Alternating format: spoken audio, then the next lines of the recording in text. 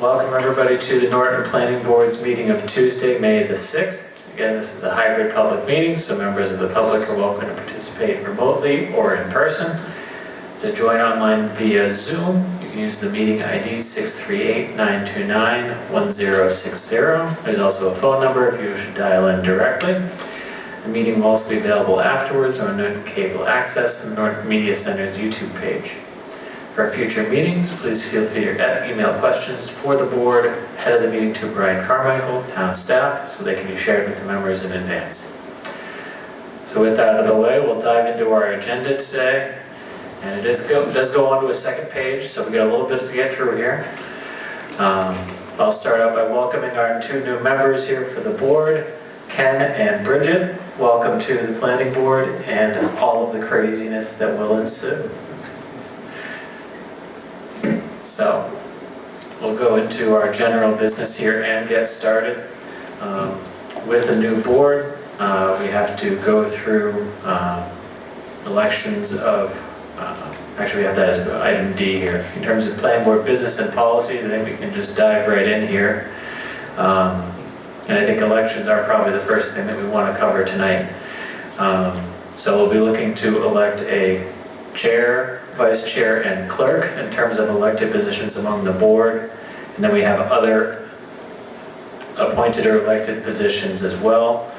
And those are, Brian or Paul, if you want to just summarize those specifically. Sure. You also need to appoint a representative to the Capital Improvement Committee, and then authorize a primary and alternate to sign payroll and warrants or bills. Okay.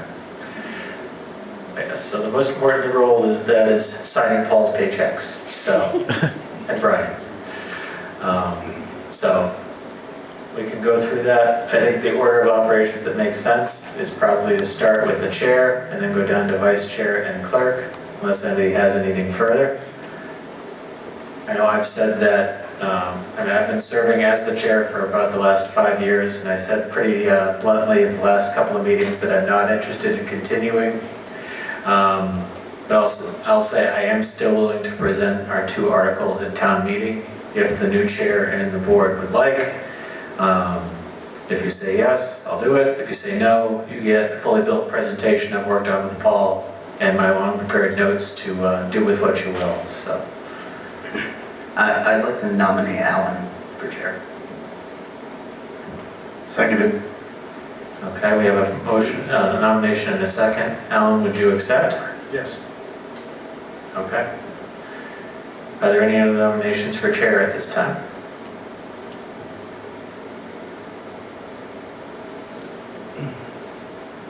Okay.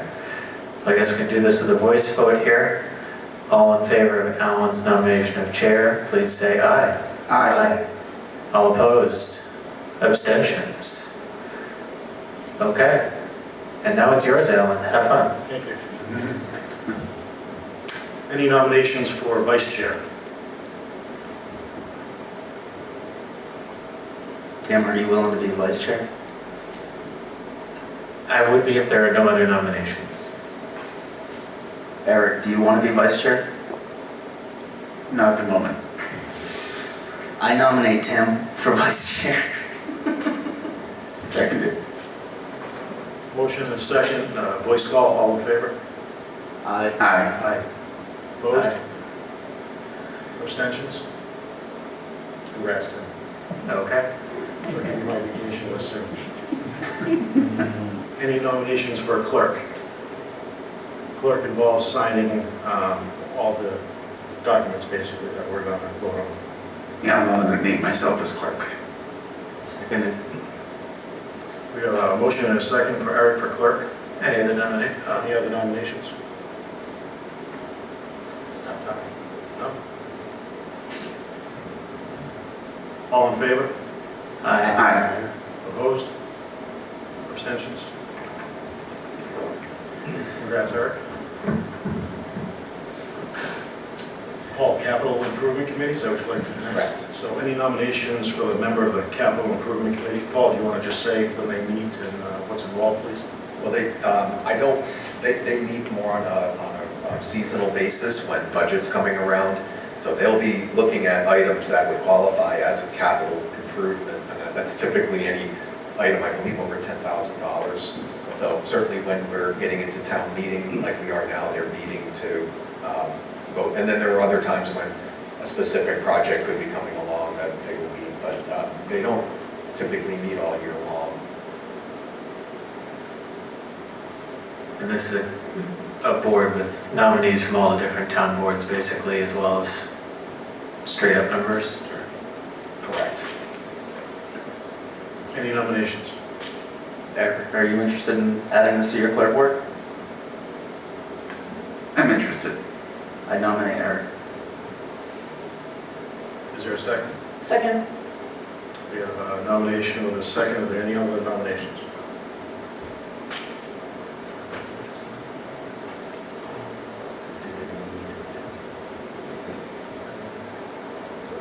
Good.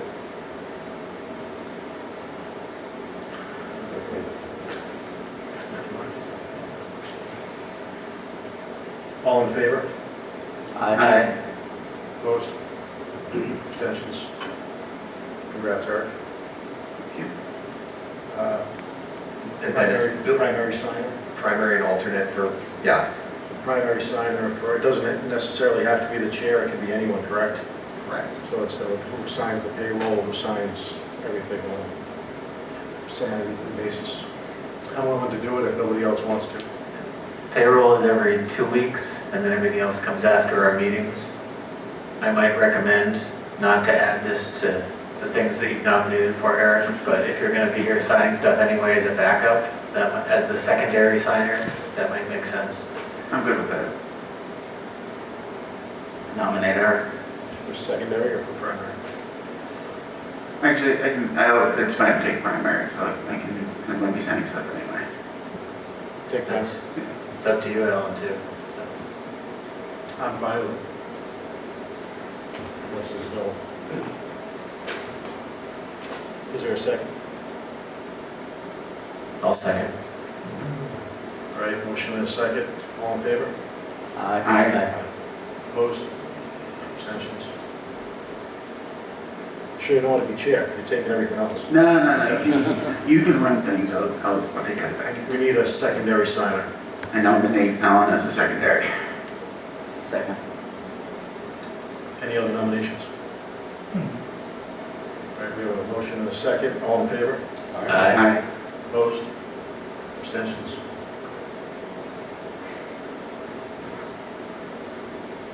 Is that everything on your list, Paul, for elections? Yes.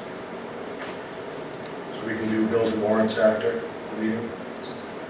Yes, you can.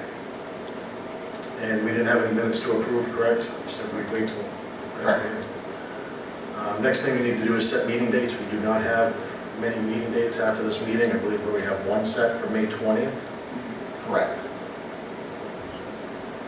Everyone look at their calendar.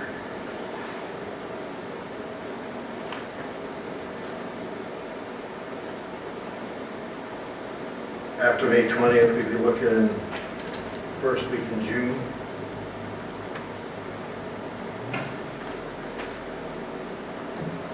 June 3rd or June 17th. Does anybody have a problem with that?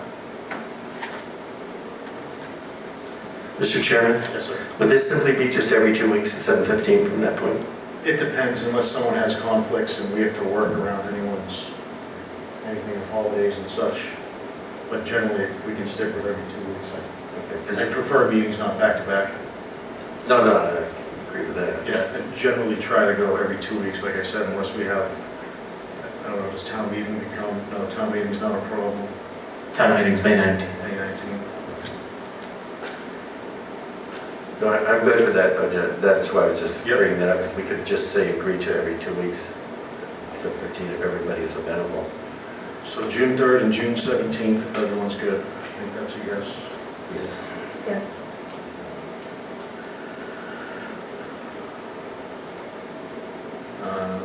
July.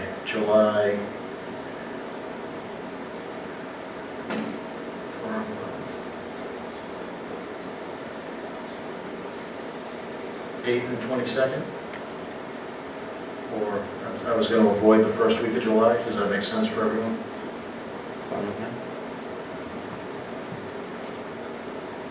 Nobody knows what their vacation plans are. Objection. Objection. All right, so July 8th and 22nd.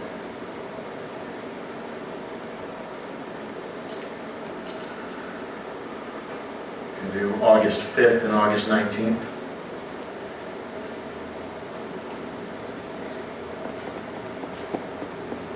I'll be on the 19th. 26th. So let's make it August 5th and August 26th, because that's too far apart. I'm gone the 12th, so that's not gonna work. I could get over a 3-week break. 3-week break in the middle of August. It's only a 2-week break, but yeah, it's the gap, yeah. Could get over it. So let's make it August 5th and 26th.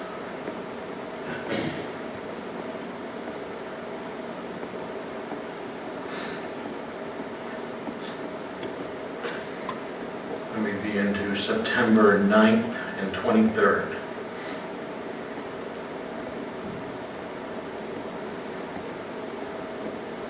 Everyone's good? We want to stop there or keep going? Go one more before the holidays. We'll stop with October.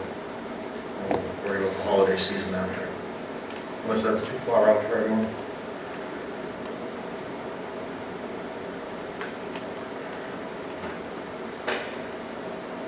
October 7th and 21st.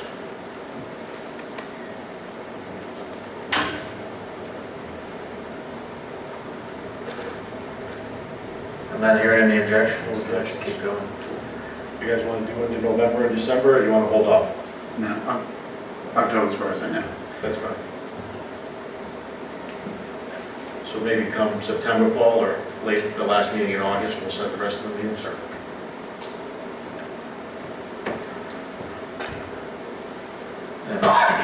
We could all look at our calendars and realize we didn't know something that was on there. Let's bring it up at our next meeting. I'm sure there are things that I am not aware of that are on my calendar. I So. probably missed one myself. Unless there's any objections, does it make sense, Paul, and Tim, I'll get your opinion too, to take A&R 12 for 19 Rock Lane and their definitive plan special permit altogether, or should we take them separately? I think you have an option, either one is fine. Anybody have any preference? We can just talk about the project at once, and I have no problem talking about them at the same time if they work together. I would agree. the first item on our agenda will be an approval not required A&R 13 or 50 Clap Street. Owner is Donald P. Eisnor, the applicant is Craig Siganowski.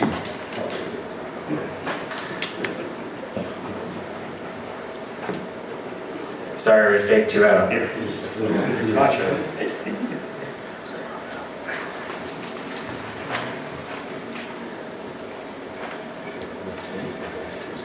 Good evening, Craig Siganowski, Rim Engineering. Donald Eisner, the owner of the property, and his nephew Cameron, who is looking to build on Lot 2, are also in the audience. This is 50 Clap Street, about 20 acres of property. We're dividing it into 3 lots. The first lot is the existing house number 50 on Clap Street, built in 1950. That's in the commercial zone. And then the second parcel would be Lot 2, an estate lot with 50 feet of frontage, 5 times the area, so we have 354,000 square feet. Due to the wetlands, we have 305,000 contiguous upland square feet. And then the third lot would remain in the ownership of Mr. Eisner. Assuming we get Lot 2 approved, we'll have to go through conservation, and once we do that, we'll create an easement that gets back to use of that land for Mr. Eisner. So right now we're looking to get Lot 2 approved as a building lot so that Cameron can put his house in the back in the R60 area. Could I ask a question real quick? Is that okay right now? Yeah. You said there was frontage on the lot 2? Where is the frontage for that? Yeah, so, did you see lot 1? Did you have it on your computers or just on the screen? Just up there. Okay. Well, I have it's here. Other copies actually. The yellow is lot 1 and 3. You know, Cameron. Gotcha, okay. So yeah, so above, so lot 1 is just that rectangle in the middle with a point on top. That top, Lot 1 is, that area where you see zone line and R60 above a Z, that is part of lot 2. Lot 2 has a, yeah, 50 feet of frontage. We're keeping 50 feet wide. it kind of looks like a panhandle. Okay. Sure. I saw the frontage, Craig, and I guess my first question would have been, what are we talking about for access? How are we going to consider the cart path access, considering there's wetlands? Yeah, there's an existing culvert, like I said. Once we get approval for the lot, then we go to conservation, we're gonna have to build a new culvert. They tried to get access to the lots off Reuben Drive, but the owners are not interested in creating an easement through there. So our frontage is on Claff Street, and we can bring a driveway through that 50-foot opening, and then cross the wetlands. Probably crossing towards where the cart path is? Correct. It's a big, long driveway. Yeah, it's been in the family. The grandfather of Donald Eisner lived there, so they farmed the backland, so that is a usable Path. It's an old car path, it's an old culvert that needs to be upgraded. About how wide is that, do you know? Well, there it's only about 8 feet, but we'll have to go wider in order to get, the concrete trucks will have to get back there to build the house and so forth. So But as far as conservation, as far as I'm aware, you have buildable lot towards the rear of your lot, and you have to cross conservation land to get there. You do have the right to cross conservation to get to the buildable lot. Right. Am I saying that correctly, Claire? that is correct. I mean, they could, again, the car path is existing. It isn't wetlands filling. We'd just be rebuilding the culvert. So I guess for the information for the two newer members and for everyone, when we're looking at an A&R stands for approval not required. We're just dictating or approving that he's dividing this land into these 2 lots. And the 2 real standards that we're looking for is A, do they have the proper frontage in the zone, in our zoning? I believe, is our 60 40 feet? Do you need 40 feet of frontage? 50. Is it 50? For an estate lot. It's 150 for a regular lot or a conventional lot. When you have a parcel that's excessively large, that's out back behind it, there is a waiver sort of thing in our bylaw for a 50-foot, as long as it's not 50-foot after one after another. And then the other thing we're looking at is access, or vital access to the, can you actually access the buildable lot that you're trying to make a lot? Those are the 2 standards for an A&R. Unless, Paul, you have a better explanation than I just made. No, it's just what Craig was saying is that the bylaw, or Steve said, that the bylaw does make exceptions for these large lots with narrower frontage, as long as they meet a certain standard. And unfortunately, I can't access my bylaw, but It's 5 times the area that's in the underlying zone, so 60,000 times 5, we need 300,000, we have 354,000. Seems like you did the math. So the constructive frontage would be considered Class Street. Mr. Chair. Yes, sir. It's a question for the applicant. Are we, future thing, are you potentially intending for whatever you build for access to lot 2 to turn into a common driveway for lot 3? Not a common driveway, it's a non-building lot, it has no frontage, lot 3. Okay. So it would be access, an easement through the property, but it's not access for buildable lot. Okay. Board members, any other questions? Eric? Mr. Chairman, Yes, Rob. the access, you said that was via, right now it's a culvert? Yes. Okay, so is the culvert doing any drainage, or, the culvert usually goes down, not up, so. Well, a culvert's just there's a stream that runs through this. Yeah. So the culvert is just, in this case, built in the 1950s, it's all out of stone. Okay. So it isn't, it covers the stream. It allows, Make sure I understand, so I thought you meant that you were gonna go up a culvert and use that. The culvert passes under the road that you. well, the culvert holds up the road, right? So it's kind of like a Right, so the bridge. stream but passes under is what I'm saying. The stream passes under, yeah. So we're just gonna have to improve it. It was built out of stone. We would use a box culvert out of concrete. Yeah, no, I've got enough of that, thanks.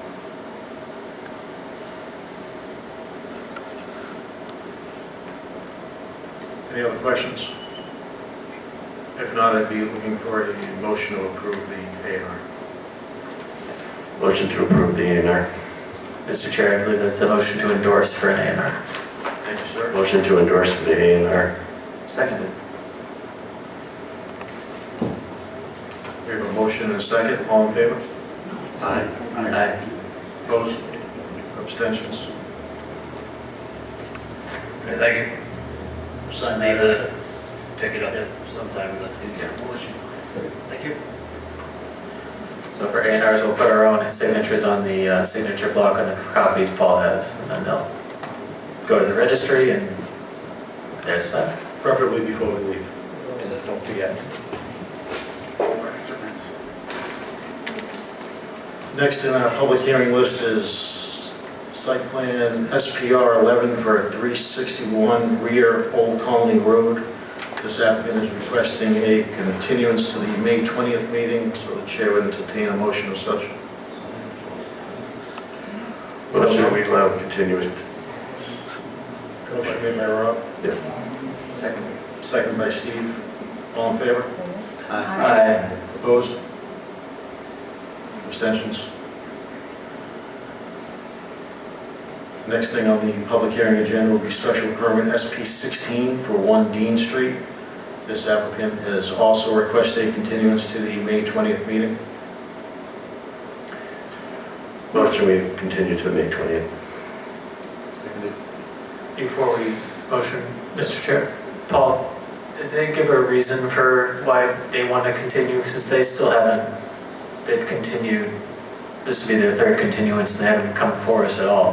Right, and they haven't, remember, this is one where they had proposed triplexes in R60, which is not allowed, so they're needing to revamp the plan. So keeping an eye on the deadline, because we have to keep an eye on constructive approval as well, so. But they haven't come back with a proposal, a revision to the plan yet. So what's our time frame look like, Paul? It's getting close. We have their continuances in writing, so I think we're fine, but Does it matter that we didn't open the meeting, or it doesn't matter at all? That makes it worse, Does it? because we haven't heard them at all. So, May 20th. Constructive approval basically means by not hearing them, they get to do what they want, basically. So by the May 20th meeting, if we don't hear from them, do we want to communicate to them that we're going to open the hearing and take action? If you need a motion, I'd be all in favor of that. I'd be in favor of that too. Do you need a motion or something like that? I don't think so. I think we just understand that that's our, as long as we all agree, I think I that's would agree, we gotta put a path we're going to take. We have to put a pin in it, so.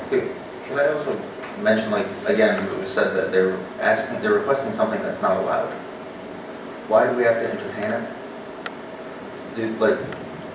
Does it really have to go to a vote? It should just be My assumption would be they're trying to not voted. make that something that is allowed. If they're not, then they're wasting a whole lot of time for... That would be my take. We've given them this a little more time. They need to, in that time, come back with something that is allowed, or we're probably gonna let nature take its course here with us. So Paul, you'll tell them? So they are seeking a continuance to the May 20th meeting. correct. I'll entertain a motion as such. I think we already have one on the floor. Do we? All right. Seconded. Made by Rob, seconded by Steve, all in favor? Aye. Opposed?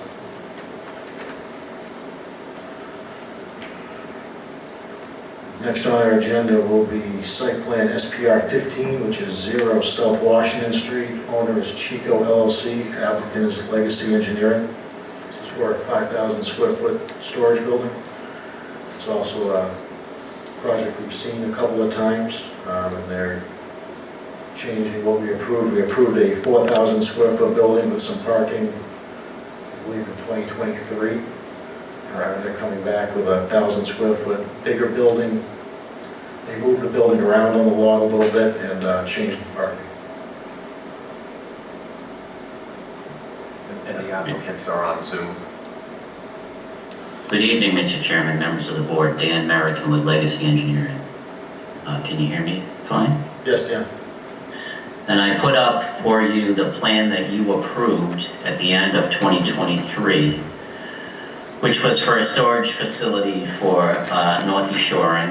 It involved, as you mentioned, a 4,000 square foot building here on the right side of the property with essentially an open storage yard for their materials and equipment, which they're a shoring company, so it's road plates, it's trench boxes, it's shoring equipment, things of that nature. The modification request, and we've reproduced the plan here, slightly different scale, but essentially the modification is to take the building and to shift it from the front right corner of the lot here and shift it over to the left and increase it from 4,000 square feet to 5,000 square feet. As part of that, we revised the parking configuration. This area here and this parking area here would be paved.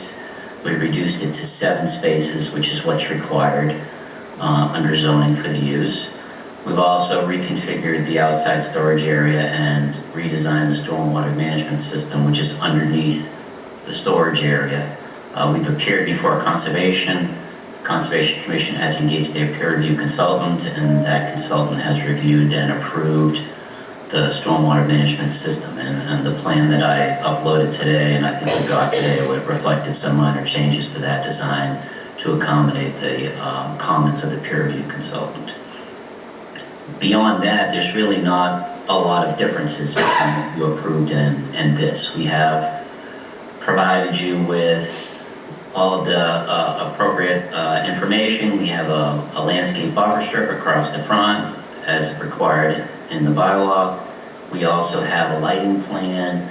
The lighting consists of 3 light poles back in the storage yard just to provide some generic lighting in there, and then 4 wall packs along the building, on the 2 on the front, 1 on this, and 1 on each side. And they provide for basically minimal lighting for the facility. So there's not a lot of change. It's essentially just a relocation of the building, slightly larger building and a somewhat larger storage yard. And we are pretty well set with the Conservation Commission. They've just held this open so that we could appear before you this evening and make sure that there aren't any other plan changes that you might want for this. And that's about it. Happy to answer any questions you have. Mr. Chairman? Yes, Rob. Yeah, I just want to make sure, I don't think I see any wetlands concerns anywhere in this plan. Is that a correct observation?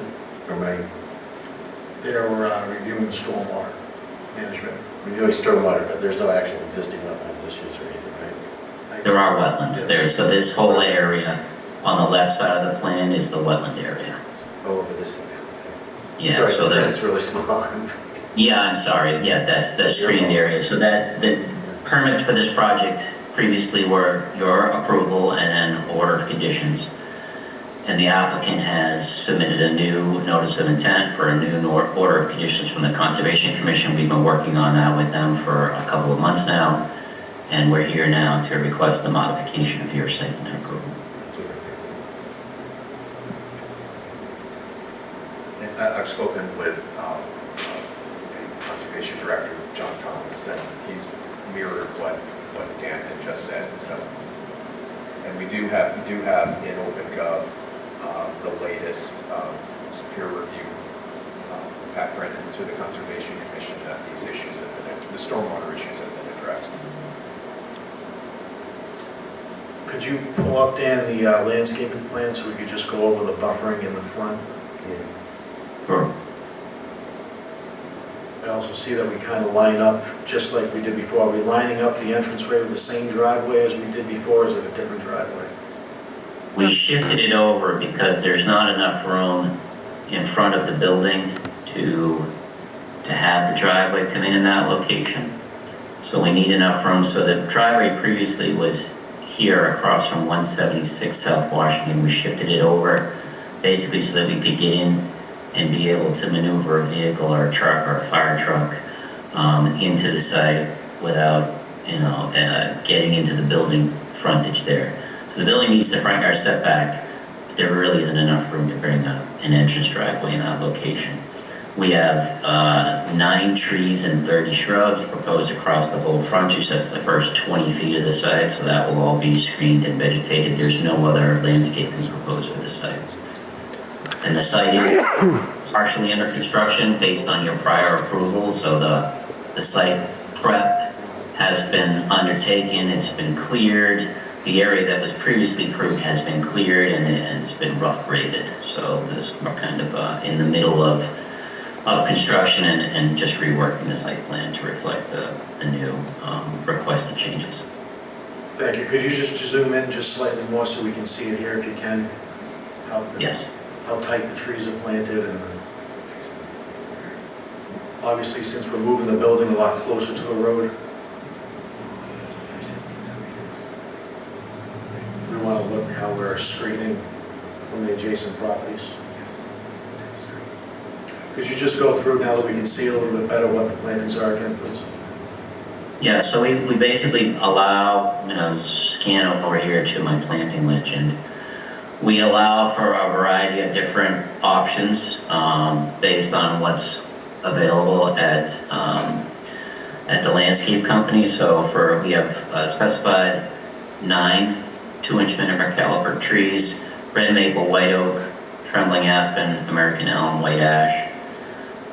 We have specified a variety of shrubs: azaleas, rhododendrons, meadowsweet, sheep laurel, ilex, which is an evergreen tree, spice bush. These are all native shrubs, native trees, which we try to do with our landscape designs to utilize native plant species. Could we make a suggestion, or could I make a suggestion of getting rid of the giant arborvitaes and going with something more deer resistant? Yeah, actually, there are no giant arborvitaes proposed. That is I saw it on your that's a list. standardized legend, and we don't have any of those proposed, so they're not here. The trees that we have proposed are deciduous and the shrubs, as noted. So it'd be easy to take them off the list, right? It will. Just do that. Mr. Chair. Yes. I was going to, Mr. American mentioned the moving of the driveway. I think the original placement of the driveway was more critical when the original proposed use was much more traffic intensive. I don't see a major issue with the shift as it is, even though it is a change from something in the past life that we were kind of focused on. That's one thing. Do we have jurisdiction to ask him to move this driveway at all? It's not connected to anything. It looks like just an entrance. I think to do that, to get it back to where it was, they'd have to put the whole building back where they had it before. Not to where it was, but just where it is exactly right now. Looks like it's going to be pointing directly at the house opposite. Like every time. I don't know if the lights. Like any headlights into the windows, That's is what I'm that what you're? Yeah. I don't know if they can be off-centered a little bit or shifted one way or another. A little bit to the right. I could shift it to the right. I guess I would just offer that this is a pretty low intensity use. I know you guys had entertained the possibility of a much higher intensity activity here with a lot of truck traffic. This is not going to be a lot of traffic.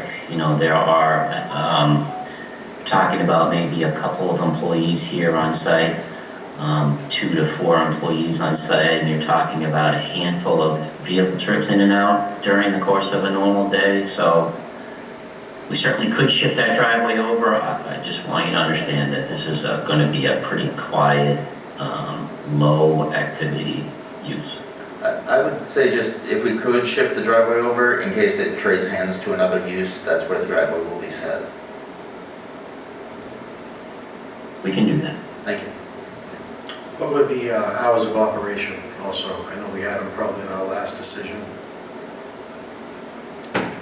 We're not proposing any change. I don't recall what you had in the last decision. This is a normal construction, storage activity, so people will come in probably around 7 o'clock in the morning, and they might work until 5 o'clock at night. The applicant is online here. I don't know if he has any specific hours of operation. I don't think you had anything in your prior decision on that topic. I'm just trying to get the abutters as much information as possible if they weren't here for the previous meetings or would like to know the updated proposal. Yeah, the use is the same as you previously approved. It's the same activity. Correct. Just different configuration. Is it going to change your fire truck turning radius if you shift that driveway? I'm not seeing a huge change. Or is it going to change your storage method in your yard or your... No, it won't. It won't change anything in your conservation and your stormwater management, no? No. Can you guesstimate how many feet you could shift that? Well, I think you would like it shifted over near this lot line, correct? Yes, that's what I would think. Yes, please. So that's what we would do, is we would try to more or less center it on that lot line over there. So it would shift over probably 40 feet or so. Mr. Chairman, Yes, Rob? if we were to approve this, I've got a note here, a driveway location and hours of operations. Are there any other conditions people would want to bring up? My position would be that it's a modification of existing decision, so we would take the existing one and keep whatever we had for standard conditions there. And we're going to go to the public for comments in a minute, but Paul and Tim, I'll refer to you. It's being a change on the plan, we could, if it was in our purview to approve this tonight, we could probably approve it with a condition of shifting the driveway. Yes, And do it in-house after instead of coming back to another meeting. you can, yes. Board members, anybody else, questions? Rob, you good? I have no more questions. They say they wanted to, oh no, we'll have the public to, wait. Does anyone from the public feel like, or online, we'll go back and forth if there's anybody that'd like to speak, but we'll go in the room first if anyone would like to comment on this. Not seeing anyone in the room jumping up. Any hands online, Paul? No hands. Last chance. I'll take Tim's line. I'll ramble for another minute. Mr. Chairman? That's right. While you're rambling, what exactly, let's say I was leaning toward giving this. And what exactly would I say here? Our first motion would be close the public hearing. Okay. We'll vote on that. Once we close the public hearing, we can go to another round of discussion if we wish. When we make the motion to approve, we would approve with our standard conditions, which we had in our last decision. We'll refer to the last decision and reference The driveway. moving the driveway approximately 40 feet to the property line.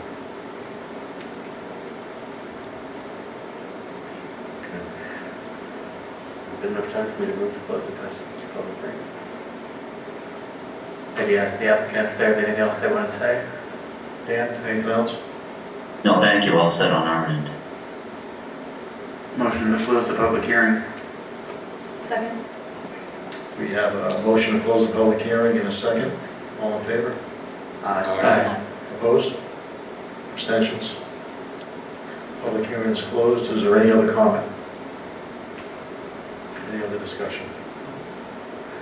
I would say motion to approve with the standard conditions plus anything, all our previous conditions plus the driveway location.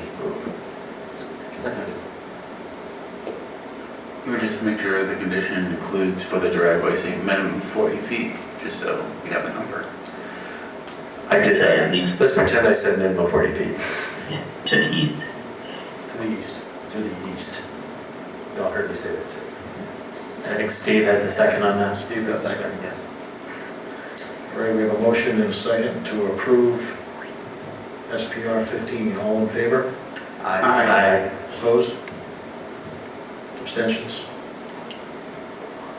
Thank you, Dan. Thank you for your time this evening.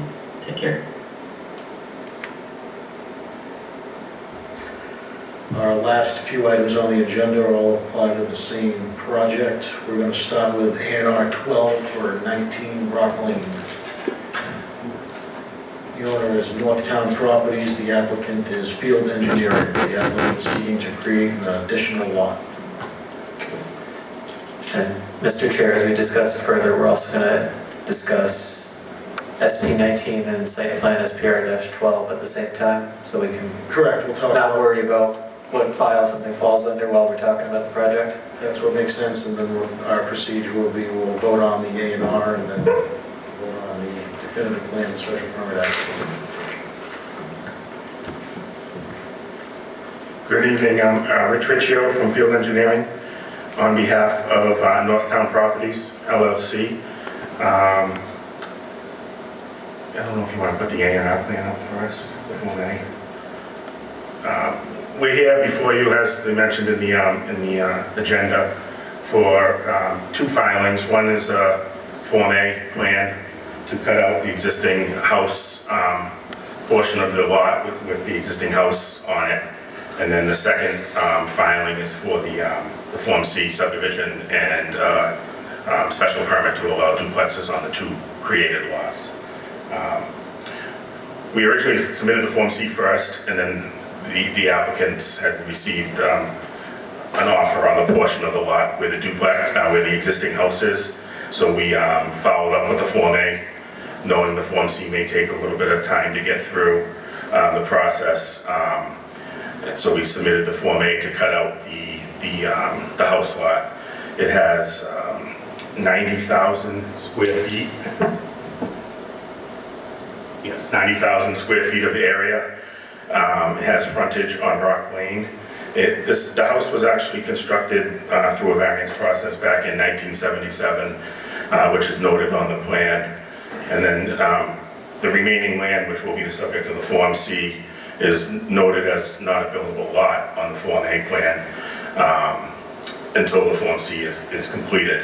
So for the purposes of the Form A, we're just creating the one lot which has the existing dwelling on it, meets all the requirements, and it's not creating any zoning non-conformities either with the existing structures on the property.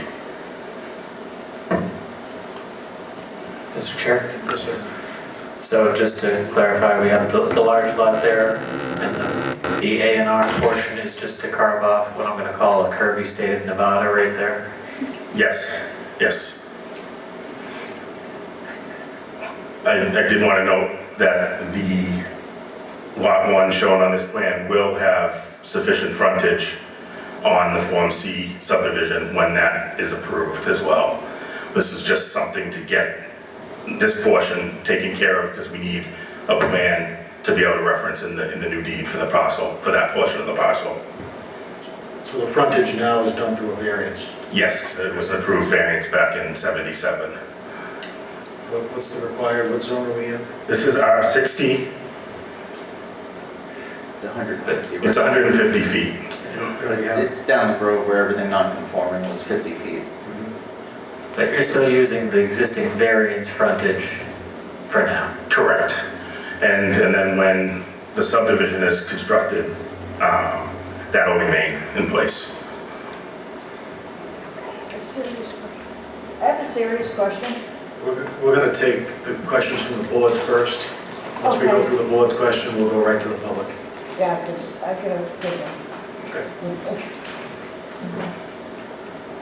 So it's 40 feet now, correct, for the frontage? It's just under 50. Just under 50? Yeah, it was just under the 50. I'll open up to the board. Do we have any questions on the A&R? If not, I'll probably look to go into the plans for the the additional plans, and we'll keep the A&R plan open for now. I'd agree.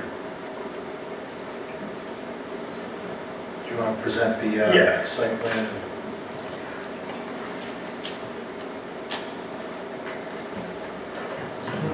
I just want to see up now.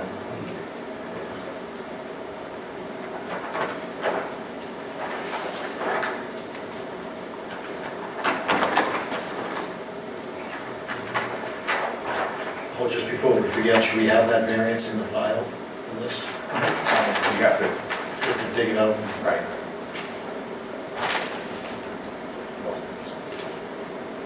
I'll have to confirm through the registry for that even. Should we have them supply that, or are we going to do the due diligence of? Well, we can pull that up. Won't be the official, but we can get that. Just something to have, Scanned copy just of it. something to have in the file. Right. Yeah, I didn't review and see that variance. It is recorded on file at the registry. Yeah, we just. And yeah. Oh, I I have a copy of Yep. this, that'd be appreciated. If you have it, to save Paul some time. I could probably email it to him tonight. Not from the podium. I would say tomorrow, probably, okay? Before you leave the room. Yeah. Okay, so now we're on to the Form C. I've got the plan and profile view before you. This is to create two buildable lots from the remaining land that was shown on the Form A plan. Each of the two lots has over 80,000 square feet of upland area, which is what's required to allow duplex construction on the parcels. We're proposing approximately 200-foot extension of Birch Lane, maintaining the existing width of the paved access way, the paved roadway with a cul-de-sac turnaround at the end of the road to provide emergency access. We'll be extending the 8-inch water main to the end of the road to provide water service to the two lots, and proposing a low-pressure force main for the sewer to sewer the two lots. We have a, if you go to the next sheet, actually.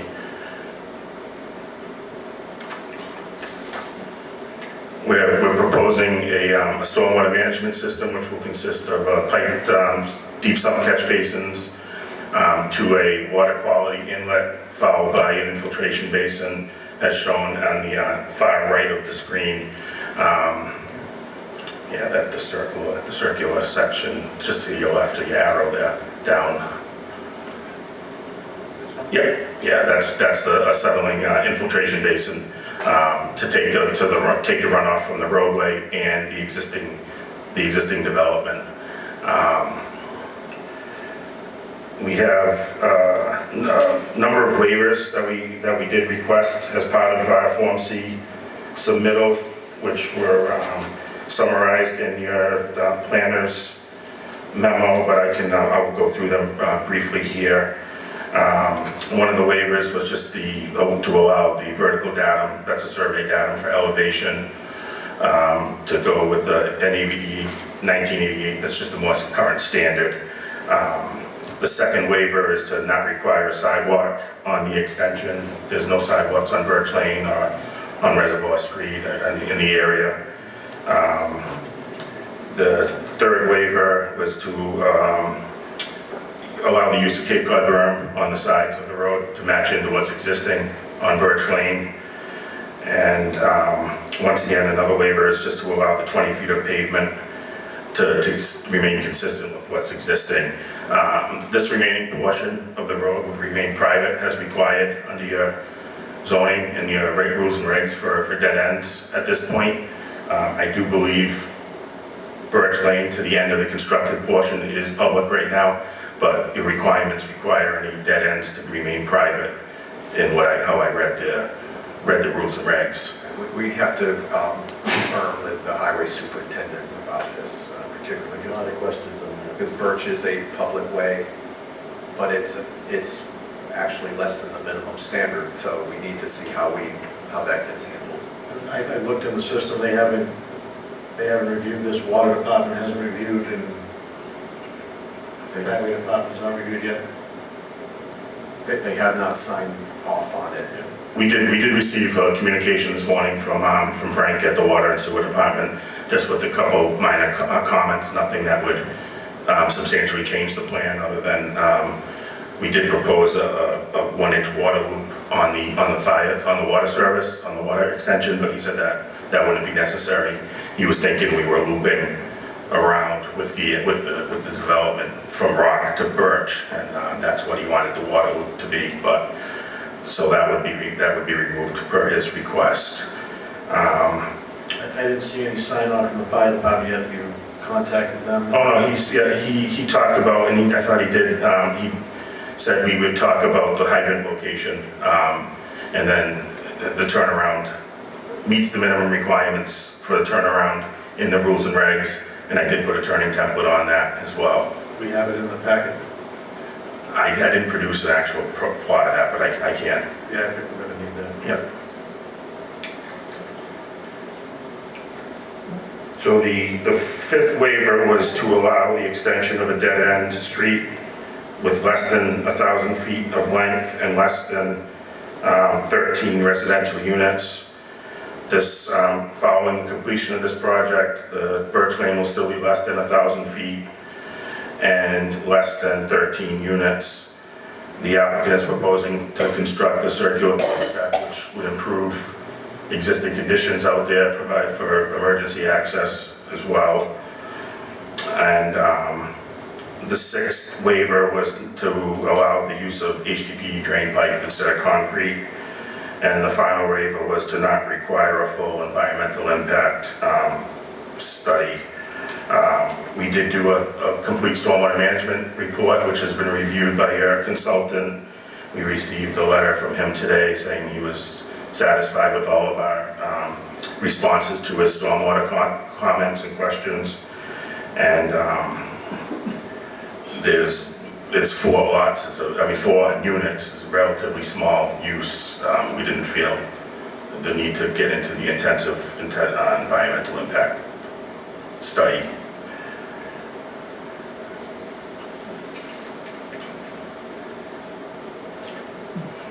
Rich, you feel good on that, Cora? Yeah, no, I think I'm just making sure I covered everything I wanted As long to. as there's nothing else you want, we're gonna. No, they're just other, the other things we provide in the street trees as required by the rules and regs. We have a landscaped island in the middle of the cul-de-sac, which will serve, has obviously a landscaped area, and also that's where some of the stormwater will collect into a catch basin as well, for stormwater management purposes.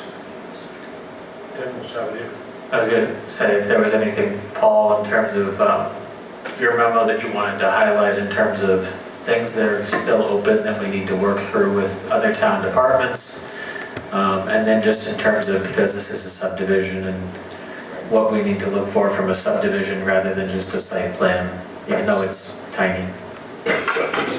So we do need, we did receive cost estimates for the road and stormwater, and I've asked the highway superintendent to look at it to confirm the costs and the proposed scope of work, just to make sure that that's accurate. And again, we need to just speak with him regarding that issue about the roadway, whether it's something the town would accept, or would we not, and what other options are there. I know I've been talking with the applicant earlier today.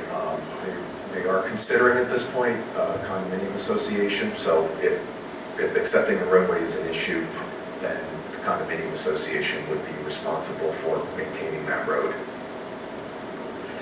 The alternative would be just a surety or something like that. Right, so especially for the new members, with subdivision plans, we do require what we call a surety or a guarantee. And it can take 3 forms. One, it could be, and the surety is there to make sure that the infrastructure projects get built. Water, any water, sewer, roadway.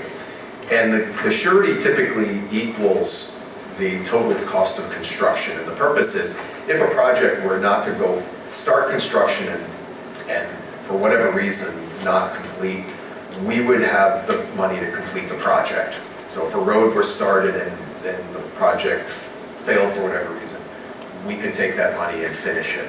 So we can do 3 different types of surety to ensure the guarantee. One is you reserve one of the lots, say it can't be developed until it's done, and in fact, the lot would be held by the town. We could also take cash or bond. So the treasurer said she's flexible. Past treasurers have not been. Some have not been. Some wanted the cash. Tim, you good? I'm good for now, yes. Rob, you good? Mr. Chairman? Yes, sir.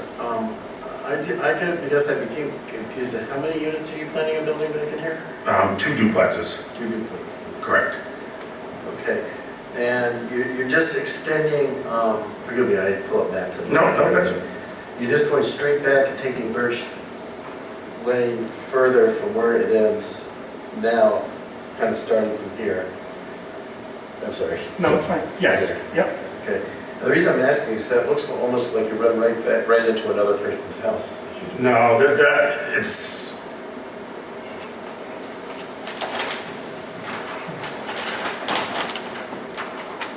And I'm looking through photos. This is the Google Maps thing. yeah, the other house is like over here. This property, actually, I can show the existing conditions on it. Yeah, you do have the house that's down over there, but then there was another one that looks like it's more straight back. This area at the end of Birch is the wooded area. Yeah. The lawn opens up over here for the house at the end of Fern. Yeah. And then the other house, this is the one at the end of Rock. Okay. Yeah, I guess that guy could be on the end of Rock. Yeah. Perhaps it's tough because of the. It is, but yeah, that's the house that's 19 Rock Lane. That's the one that would be carved off Yes, under the yes. A&R and. The log cabin at the end of Rock See Lane. what it looks like in there. You want to see it? Rob's got the satellite map pulled up. Does anybody else want to take a look while he's got it pulled up? I don't want to. Kevin, want to take a look? Just be careful, don't touch the screen. The entire screen's a button.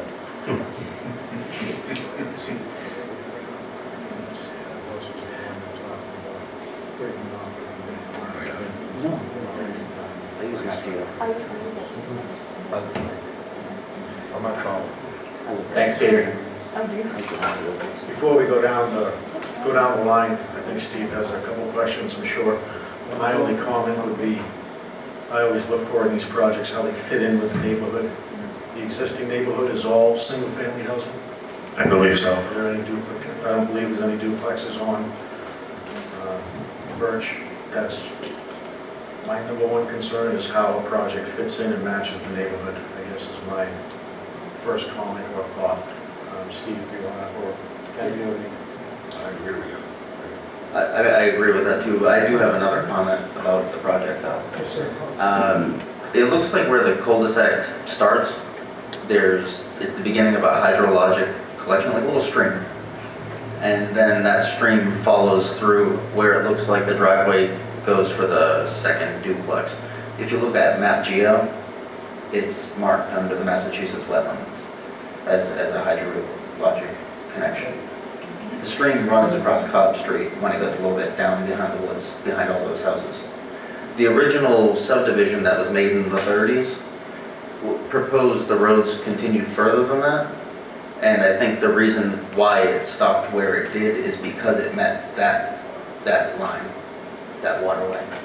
That's why the roads never continued further and connected throughout the back like the original subdivision wanted. Not to stop you thinking, Steve, but Paul, have we had any conversation with John Thomas? Do you know where? This wasn't within It's conservation. not in their jurisdiction. Not jurisdiction. He has reviewed it. I can speak to that. We did meet John Thomas out on site. We walked right over that area, and it was determined that was a drainage thing that had developed over time from the existing house there. Our wetlands consultant also did review the site and didn't determine there was any wetland jurisdiction to that area with his flagging. As part of our project, if you go back to the SP1,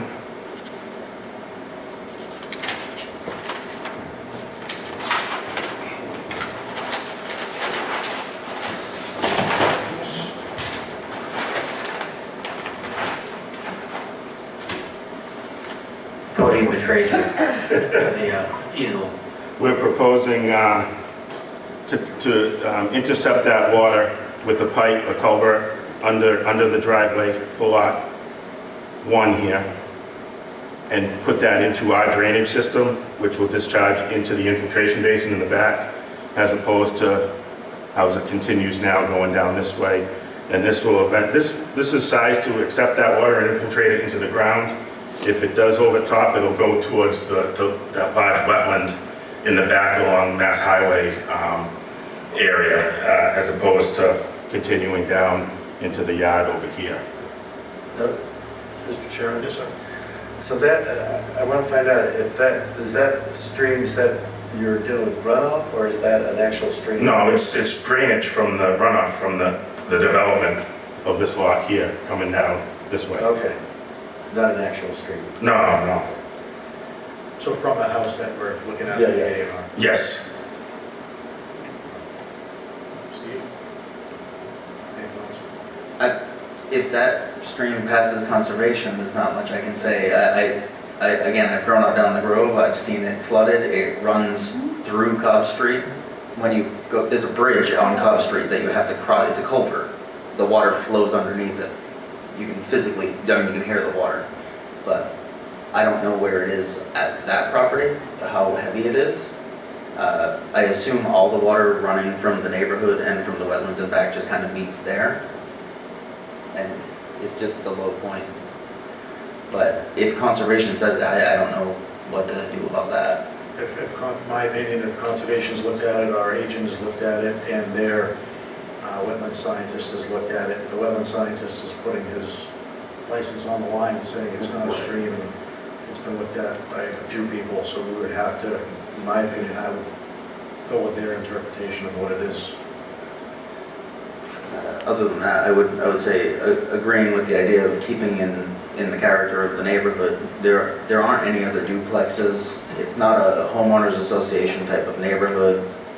It is small single-family homes. What can you think of for duplexes in the area? I'm drawn. There's one multifamily that's up on the hill towards the Mansfield end. That's like a 4 or 6 unit, something like that. That's the only one. Yeah. Other than that, I don't have a terrible complaint about the project. It fits most of the criteria. You want to talk a little about the duplex reasoning and what the duplex, they have concerns with them being duplexes out there. Yeah, we didn't look around to see where the duplex is. The corner of Cobb, I believe, has that huge house on it that has condos or apartments or something in it. I'm If not I sure. could comment on it, that's not allowed in that neighborhood. I don't know why it went in. Maybe it was a 40B or something like that, but that was at one point a laundromat, and maybe they replaced it as a lesser non-conforming use in their mind. That's why. I don't know. Other than that, we haven't looked around. Most of those houses are in the process of being redone or have been there forever.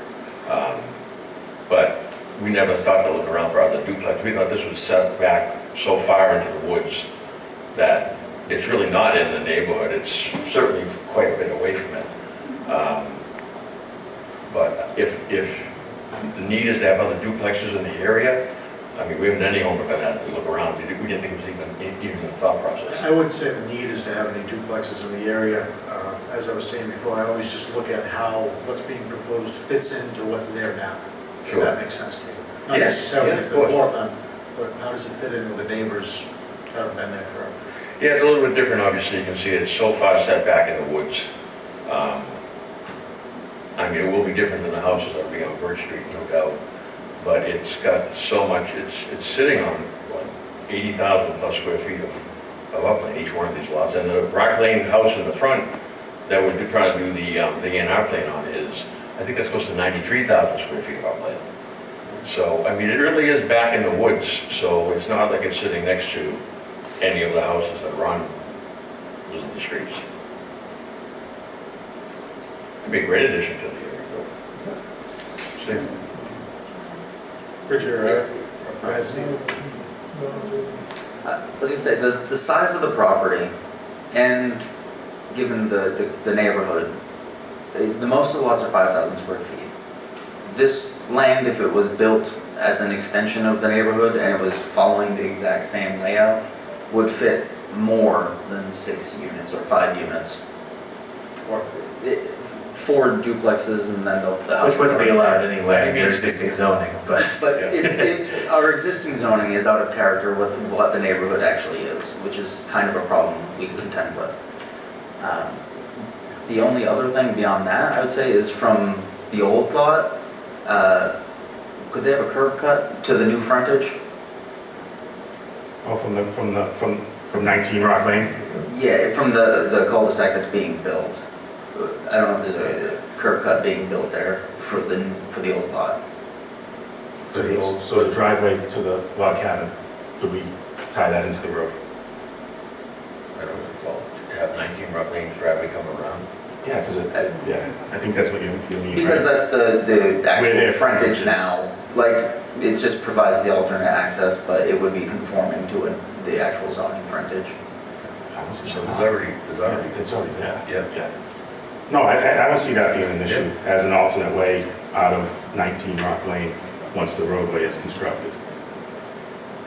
And So that would give basically 19 Rock Lane and 2 access points. Yes. That's a good idea. And so you said it's going to be a condo association? Yes, we would build them as saleable condos, yes. So there's going to be a homeowners association for the cul-de-sac and That's everything? correct, yes. So how amenable are they going to be for the community going down that road? The kids playing and running around? Not going to be gated off, private? No. Nobody's going to, the kids are going to be running around there, they're going to be stepping in people's yards and stuff. Like it's Well, I mean, kind of, I don't know how that will work, but there's a lot of land for the kids to be running around. No, that's not true. I mean, we live in a tight neighborhood. I live down the road myself, and the kids have to run in the neighborhood. Like they're going to be running on the frontage. Like the idea that cul-de-sac is going to be the hangout spot. So if it is going to be in, I would like a public easement on the cul-de-sac so that nobody can be booted out. Does that do, yeah, that's fine, right? That's fine. But that gets back to the public-private of the roadway, but, I mean, we could grant, with dead-end streets, in the rules and regs, I just read it, if you approve a dead-end street, it has to remain private, the street itself. That's right in the rules and regs. This is a little different because it's already an existing dead-end street, but we moved forward with this assuming it would be private, a private street. But that's no problem. But granting an easement wouldn't be. Not an issue. I would like to hear from the rest of the residents. We will. Tim's got one more question. I was just gonna say, Paul has already said that he wants to talk more with the highway superintendent about how we would handle the roadway itself, so that, I think, my expectation, and anybody else can speak if they feel differently, is that we would potentially act on the A&R tonight, but the rest of it would potentially be continued until we checked off some more boxes. But to Steve's point, I'm ready to hear public comment as well if we don't have anything else. Tim, can I just say one last thing? I just want to reiterate that. Please. Yeah, I'm Kyle Pernock. Okay. Yep. I just want to reiterate that as the owners and the developers, it's in our best interest to do something that we think would work and look good on the lot. At the end of the day, I understand if you're saying it's mostly single families. I think that's why the zoning requires so much square footage to be able to do a duplex. So we have a lot of land. So that's what we're allowed to do with that square footage, obviously with your approval. So I just want to reiterate that we're not looking just like some greedy developers looking to maximize what we can do in a lot. We truly think that these are tucked away at the end of the cul-de-sac, which is a huge improvement to the street in the area. And we're not I feel like duplex kind of has a ugly association with it. And we'd be looking to do beautiful, higher end, nice looking things that will obviously create a lot of tax revenue, create infrastructure upgrades, things like that. So I just, want to know that a lot of thought goes into why we do what we do. And we truly think a duplex is the best fit for that area, and it is very tucked away. There's, the log cabin 19 Rock Lane that we're selling separately on one side, which is a huge lot, and it's pretty remote back there.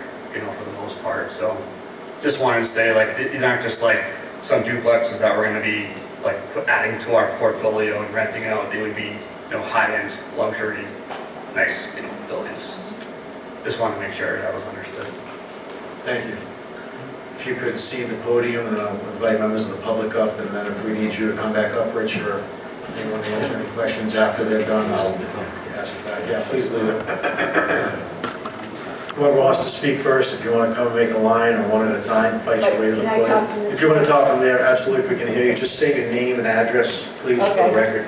It's Kathy Babcock, 8 Rock Lane. Go ahead, Kathy. I've lived there since 1972. And one thing, I thought in 1979, they made that conservation land, which meant nobody was going to build on it. That's why I moved the people in the log cabin, and that's why they got a tax break, because they made it conservation land. All of a sudden, it's not conservation land. He tore down all the trees at the end of Birch Lane. I just don't understand that. I thought there'd be a meeting on people on our street to unconservate it. Do you follow what I'm saying? I know what you're saying. I don't believe we have a record of it, Paul, as far as I know, of there being a conservation restriction or anything on the end of Rock Lane, I believe is what she was referring to. Not that we saw. So our, Because the wetlands and stuff back there, they made it. we definitely have a He had plan. approval on conservation land. We definitely have a plan in front of us that shows where the proposed Lot 1 and Lot 2 are going, and they are outside of conservation and outside of the jurisdiction. We could probably pull that up for you if you want to show you on that. Okay. Paul, do you see the plan I'm referring to? It shows where the, What's the map? hold on, I'm trying to scroll down, it's L1.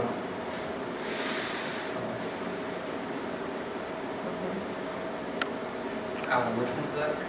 L1 in the bottom right is the label. Lotting plan, I think it's page 4. page 4, correct. And so to reiterate, we had, our conservation agent has looked at it along with their wetlands engineer. The dotted area is the wetlands area current. Oh, I will endeavor to get a laser pointer for next meeting. I've always wanted one. That sounds like a plan. So you can see that dotted area is outside All right. of where they're proposing those. If you can picture where it says proposed Lot 1 and proposed Lot 2 is where the structures are proposed. Inside those boxes, which is outside of the conservation land. So you're correct, there is absolutely conservation land back there, but their jurisdiction does not reach to their project. It is not under the conservation board's jurisdiction at all. They are subject to stormwater and everything that we have had a peer reviewer review. So a peer reviewer is an engineer that the town selects, that the applicant pays for, to look at all the plans, look at the stormwater, make sure when they build that road, they're not going to be flooding the neighbors, make sure they're capturing all their stormwater issues like that.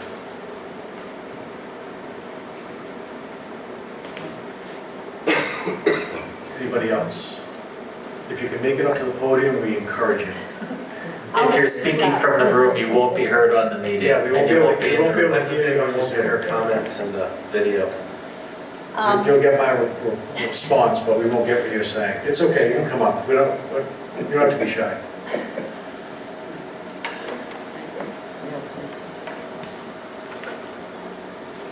And just again, your name and address, please, for the record. Dorothea Hoopy, North Lakeview Lane, 23. Road. North Lakeview Road. The objection that I have is the fact that we are all, it's a dead-end street, and to build condos there is going to, it just does not fit with the neighborhood and any of the neighborhoods in the Grove area. It's, you already have children playing on the streets as it is, and to have 3 condos or whatever their duplexes with more kids on the streets, it is not an area that needs to have a lot more children on the street. We are already very small lots, full neighborhoods, and now you want to put condos at the end of that street. And I personally just don't feel that it is going to match the neighborhood, be good for the neighborhood, and serve any purpose except lining somebody's pockets who wants to put condos out there. Excuse me. I'm sorry, I'm not very good at public speaking. I think you're doing fine, you're great. And that's why I would encourage you not to vote to change the atmosphere and the Grove area. They're all families with homes. We don't have condos and people that don't have that doing their yard and doing having their families and playing in the yards. That's what our neighborhood is right now. And to start putting condos in and filling up all the areas, we're already very crowded in that Grove area. And to add that type of condo and those kind of buildings there is just going to make it much harder and for the families that are already living there. Thank you for listening. Thank you. My only feedback would be any landowner has a right to use and develop their land as they see fit, as long as it fits in with our bylaws. That being said, we have a little discretion with a special permit. We have a set of criteria with a special permit that we are allowed to consider. The use of a duplex in this area is by special permit. So we have some conditions that we have to be mindful of and consider with voting, if that makes sense to you. Ronald Hoopie, my husband. We've been there Please just address again, please, sorry. 23 North Lakefield Road. We're abutters to that property, along with several others that are abutters to my neighbors that are that property.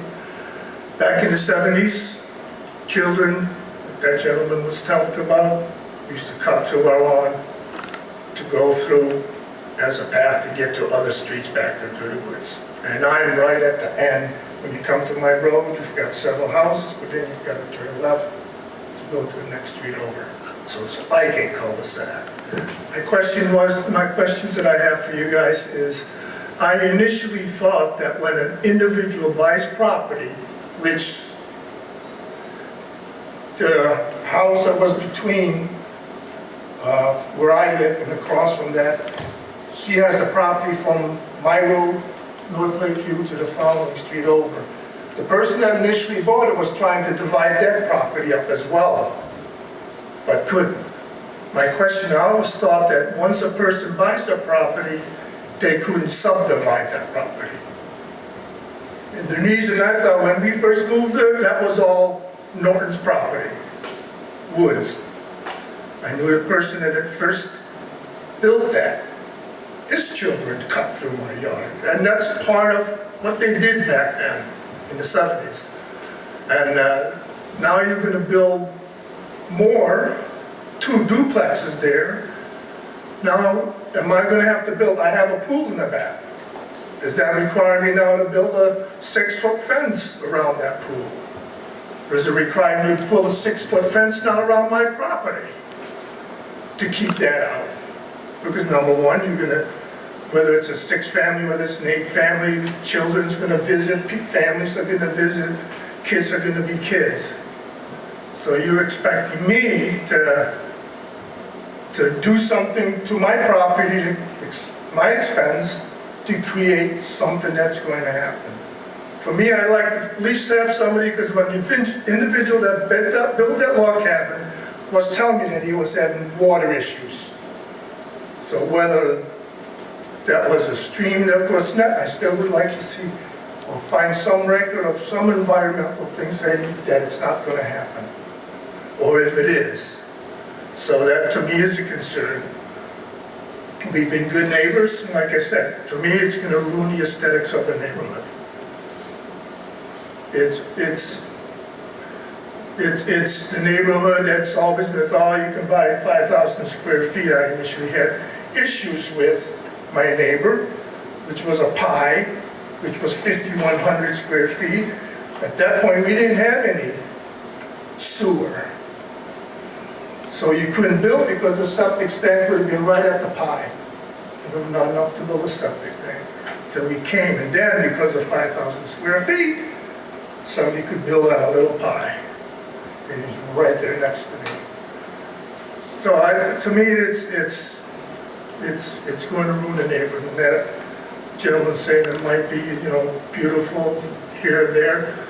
Is he going to cut the trees? Am I going to see the condos? Right now, I can't. You sit on my back porch, I can't see that log cabin when the leaves are blooming. I can't see it. Is he going to knock the trees down? Now I'm going to look at 2 condos from my backyard. So for me, aesthetically, it doesn't fit. So I can bring the engineer up and have him go over land clearing and what they're going to clear. I do not believe they're proposing to do any work on the lot that we were talking about for the log cabin. Rock Lane. Rock Lane. There's no work proposed in this project in front of us for that piece of land. What we're talking. But the cabin is going to get knocked down, though, correct? No, not in this project. That's not what's in front of us, no. Not in this particular project? That's not what is in front of us, correct. So that that log cabin will still be existing when the condos are there? Yes. Yes, we can pull up the plan and. I'll say, they've proposed that they're essentially carving out, if you look on the map that's on the screen there, what kind of looks like the state of Nevada. And they're selling that lot to somebody with the log cabin on it. Yep. Ultimately, what they do with that property is what the new owner is going to do with it. If my neighbor wants to cut down a tree, he can cut down a tree. Okay, so that's going to be a separate owner. Yeah. Separate piece of property. Exactly. If my neighbor wants to cut down a tree, if it gives me great shade, I guess I should have taken a picture. But no, the duplexes would be on the remainder of that lot. Right. So the lot with the log cabin, they're proposing to carve out entirely, and that would be by itself. Would the log cabin stay? Would somebody put something else in there? Who knows? But did we have it before where if someone owned that one piece of property, that it couldn't be subdivided? You can always you can change your lot lines when you want to. You just have to file the paperwork to do it. It doesn't matter. So if I own it has to meet zoning. If I own 1 acre of piece of property, and I've owned it since the 70s, and now I decide I want to subdivide it and put a condo on it. The requirements are up on the board for any new parcels. So, for example, single family or residential, depending on where you are in town, would be either 40,000, 60,000, or 80,000. You would have to abide by the new zoning to build anything, to propose anything. If the land you own was bigger. But our complex area, they can build on 5,000 square feet because of the grandfather clause. It's grandfather, you can't build any new lots that size. I'm saying existing lots. Say I lived there for 72 and I had an acre. Tomorrow I decide to say, hey, you know what? Yeah. You'd have to. I want that other acre to be a condo. I want to subdivide it. You'd have to do exactly what we're doing tonight. And you allow, but I thought you couldn't subdivide it. If it was below requirements, you'd have to go to because of the to the ZBA probably. If it's below the minimum requirements that we have on the screen. Well, then you a variance like anything else. If you're in a small lot, if you need a variance to put in a pool or do something else. So. I understand that. I'll tell you also, we're seeing this a lot more lately. Residents that have been here for their whole life, parcels that they believed were not developable. Every parcel in this town is being looked at to being developed, I'll tell you that right now. There's more and more development coming in. It's just urban sprawl coming this way. And like I said before, the landowner has rights as a landowner to do what they can to their lot within what's allowed in the zoning. And it's happening, I want to say every meeting we're having this exact conversation. Okay, well, if I disapprove because of the aesthetics, I don't agree that it ought to be there. Can I ask what you guys are telling these people? Are you allowing them to build on smaller parcels, or are you trying to discourage that? May I ask that question? Hey, Chairman, do we talk to them at all outside of this meeting?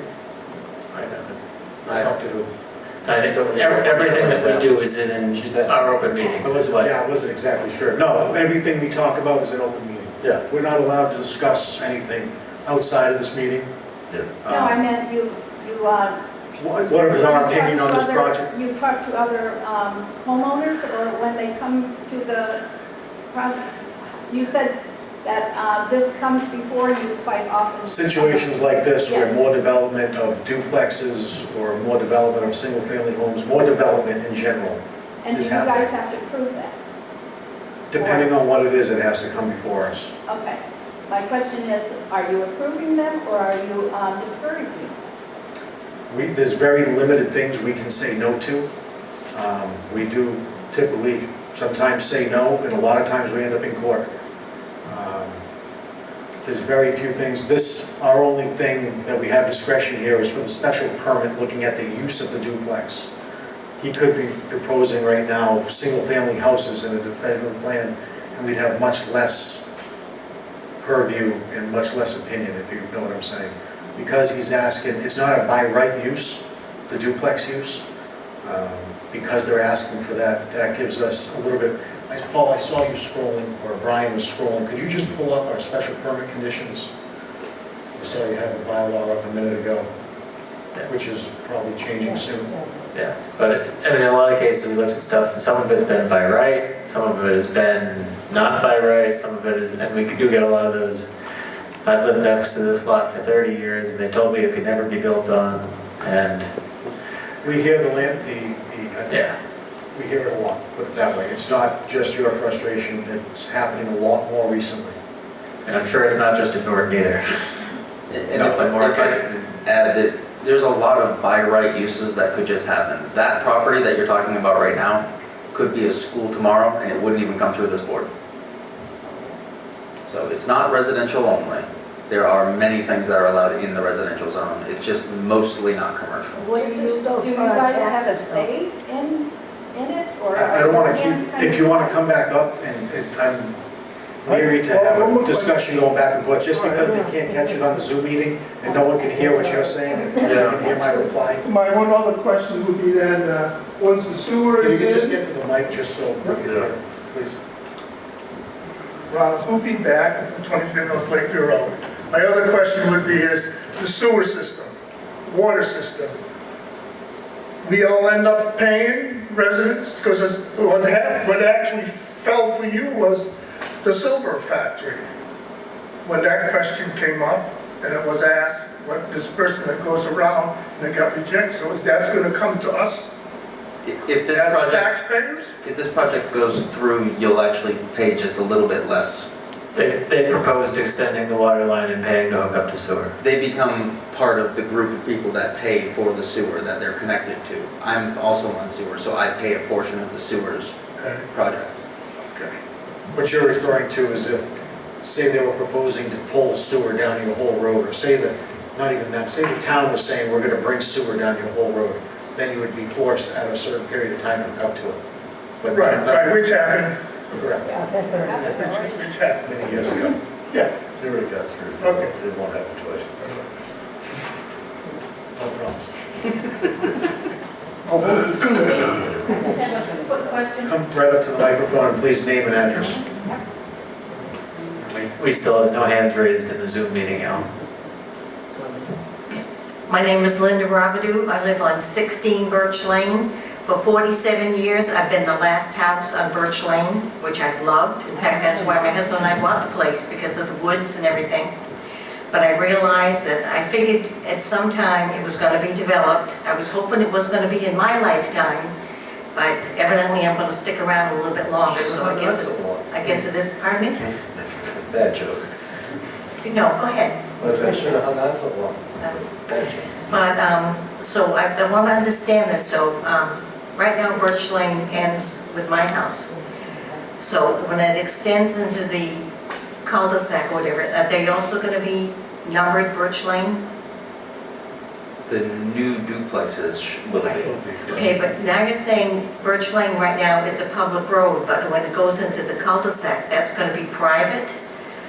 That's a requirement by our bylaw, but we're gonna talk to the highway superintendent about what they would, how they would want us to approach it from that perspective. But if you, I mean, like I said, I'm the last house on the street, you know how many people come down thinking it's a throughway and turn around in my driveway? Well, now they're gonna go straight through that cul-de-sac thinking, you know, the road is extended, and they're gonna get a lot more traffic in there now too.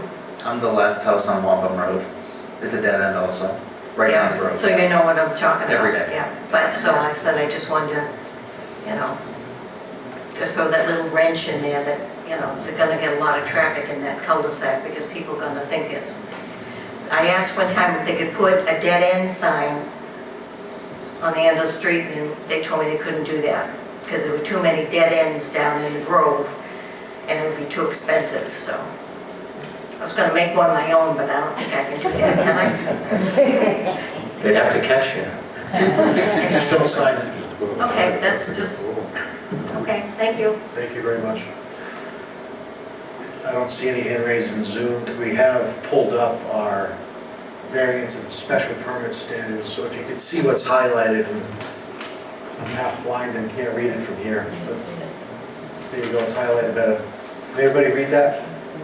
Do you want me to dictate it? Yeah, if you could. So, Tim's got it in front of him. as a condition of granting a permit or a special permit, the granting authority, that would be us, shall find that the petition for exception is socially and economically desirable, that it would satisfy an existing need, that the advantages of the proposal outweigh by far any detrimental effects, and that such effects on the neighborhood and environment shall not be significantly greater than could be expected from development if the permit or a special permit were denied, meaning compared to an as-of-right use.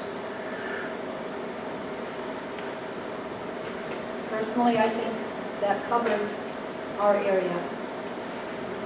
It's not going to make it better. It's going to be to the detriment of the neighborhood. And as you read that, because I can't read it, I really feel that we fall in that category. My name is Jeff Ware. I live on 17 Rock Lane, which is the last house in Rock Lane, right next to the log cabin, proposed site for the condominiums. Now I see, and everybody's going back and forth, and I agree 100% with that couple just said over there. Now, yes, all legally binding, yes, what you guys say outweighs this and outweighs that, but we, the people that live there, okay, don't want it. It's going to be an ugly eyesore, no matter what you think, sir. Now, let me ask you something. We're not going to get into If this was, Just direct your questions to the chair and us, and we'll if bring questions from this was your neighborhood and your house, and you were living there all these years, would you want this going in? It's a beautiful piece of land back there, beautiful log cabin, and there's so many other places that you could put in a condominium where it would fit, where it wouldn't bother anybody. But you're going to allow these people to put this ugly eyesore to condominiums, and you can beautify it all you want, but it's still a condominium. Going to put it in this neighborhood where people have lived there their whole lives and upset the whole rural thing. It's not right. No matter what I was trying to explain earlier, the only thing we can tie to and look at right now on the special permit is the duplex use, and that's the criteria that we just read. I've seen last year 4 brand new houses put on the other end of Reservoir Street where you're coming out into 140. Every one of them houses has flooded and flooded across the road because people allowed them to build there, giving them the same false promises of, oh, it's going to be okay, it's going to be. I talked to the people. I pulled over. I took pictures, multiple pictures. I still got them on my phone. of all the flooding that went on for those houses being built in that area on wetlands and conservation land, which is happening all over Norton, and it's just an atrocity. I agree with you. It's allowed. I agree with you, there's a lot of building happening. To build on wetlands right now, it'd be almost impossible. There are so many boards and so many boards, and our conservation agent looking at every project. You can't build just on wetlands, it doesn't happen. On projects like this, we rely on the engineers, and there's very certain criteria in the stormwater management bylaw that has to be met. The applicant has an engineer that designs the system, and then we do a peer review of it. So the town picks an engineer, the applicant pays for it, to review all the engineering, review all the calculations, it's all in the packet. Somebody dropped the ball on the other end of the resolution. That's not, I don't know about that, that's not in front of us, absolutely, Tim. Just to confirm, you're talking about the ones on the right-hand side right when you get onto Reservoir off of 140? Yeah. Actually, on the left-hand side. The left-hand side, okay. If there's disturbances below, I want to say an acre, Paul, the stormwater review isn't required, and it just goes basically through the building commissioner, correct? Right, if it's under an acre. Yeah, we didn't see any of those. My point is, this is allowed, it's gonna mess things up, and you're gonna make a lot of people that live there unhappy. I'll say personally, we all weigh our decisions differently. I weigh neighbors' opinions heavily, and always have. I'm glad you do. As you can see, that's what we have. How does it affect the neighborhood? That's one of the I hardest just hope you things. take what we say into consideration. We're the ones that we have to sit here and listen to you. We're all your neighbors too. We all have the same problems. We have to sit here and live with ourselves after, no matter which way we go. I don't want to go up there, because I'm very shy. Could you please? We need We need you to come up, unless there's this is great. We have to get you on the meeting. Because you live right there.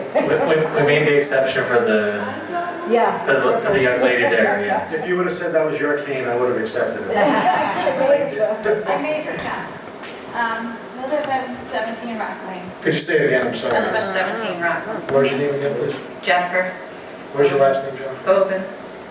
I've lived there for over 20 years. And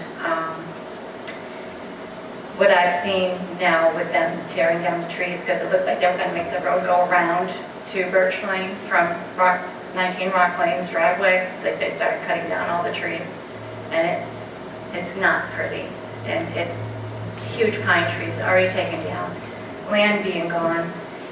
It's just so sad. He might say this is a beautiful, it might be beautiful, but condos don't fit in that area. We are small houses, we are a small community. We're packed in there, tiny, it's not gonna fit. And then the extra people, all the extra water that's gonna have, everything, it just doesn't fit. It doesn't seem right. I don't understand how that, like, we thought it was conservation land, and Carl Weber used to live there. He had that I thought it was conservation, he said no one could build on it, and now they're doing it. It's just so upsetting, it just is. I know I can't probably fight anything, I can't, I don't even know how much longer I can stay there anyway, and how much of our taxes are gonna go up? Are our taxes gonna go way up from this because of that happening? Look at we don't have a lot of money, we're not a rich neighborhood. We can have big, beautiful, rich condos. We're not a rich neighborhood. None of us have, people are trying to retire.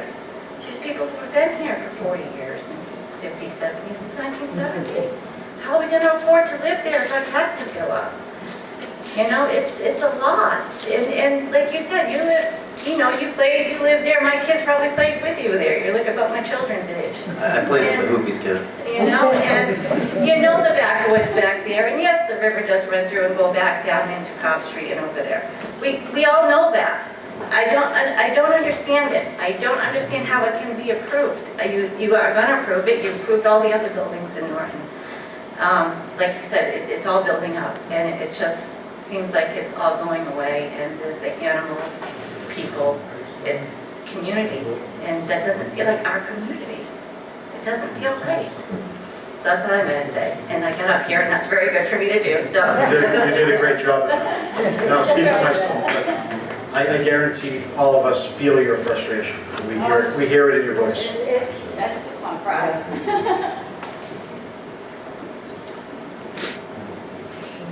I don't see anybody else ready to come up. The only thing I would say is, Rich, if you wanted to come up and just, I'd say let's point out the limit of tree clearing.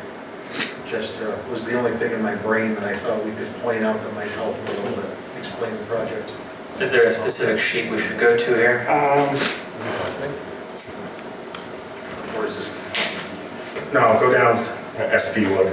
I just want to speak to the board. So I met John Thomas out there. We walked the site, we walked everything, and that's how we come up with the plan. But on the tree clearing, we only cleared the trees at the end of Birch with the approval of John.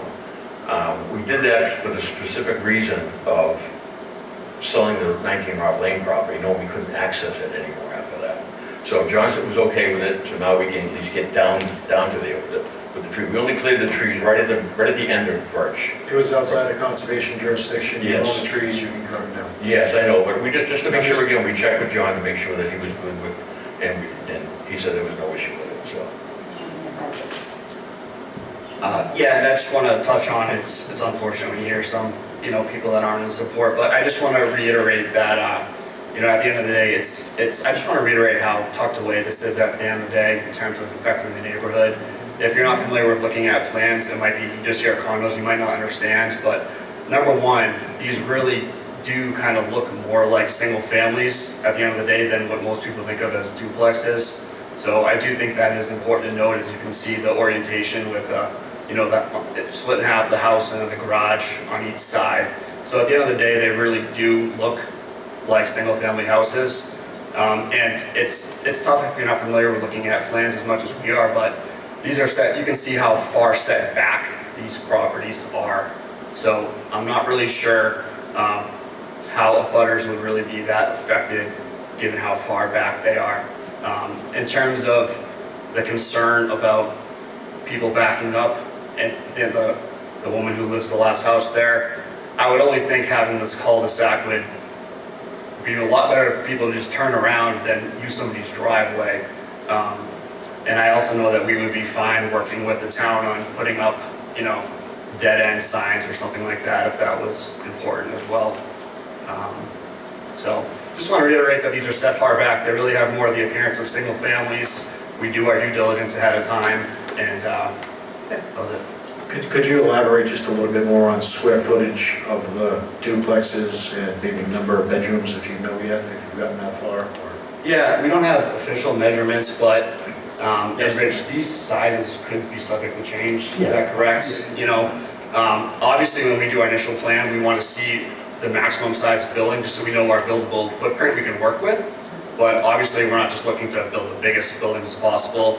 If I had to guess, Dad, I'd say probably like 3 bedrooms, like 22,000 to 2,400 square feet, probably. 2 stories, 3 stories? Yeah, it'll probably have the appearance somewhat of a colonial looking house from the front, but it's just, each condo would be managed by, that lot, it's just 2 units really, so and they're pretty long driveways that stem off of the cul-de-sac for that lot 2, and then lot 3 is a little bit more south, but it's pretty long driveway set back in the woods. That's why we feel like it's just a nice fit. So you're saying you're not going to be going in at the end where you are now and just clear cutting the rest of the lot to put up the, or are you going to leave trees buffering in between the duplexes? Or?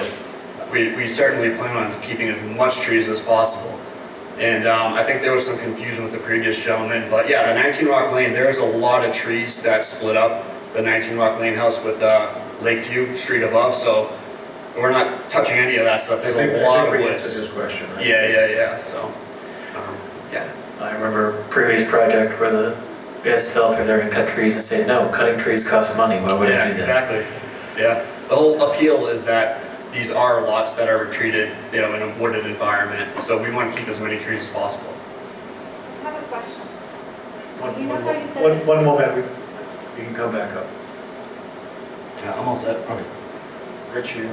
I mean, if you want to take one more question there. Yes.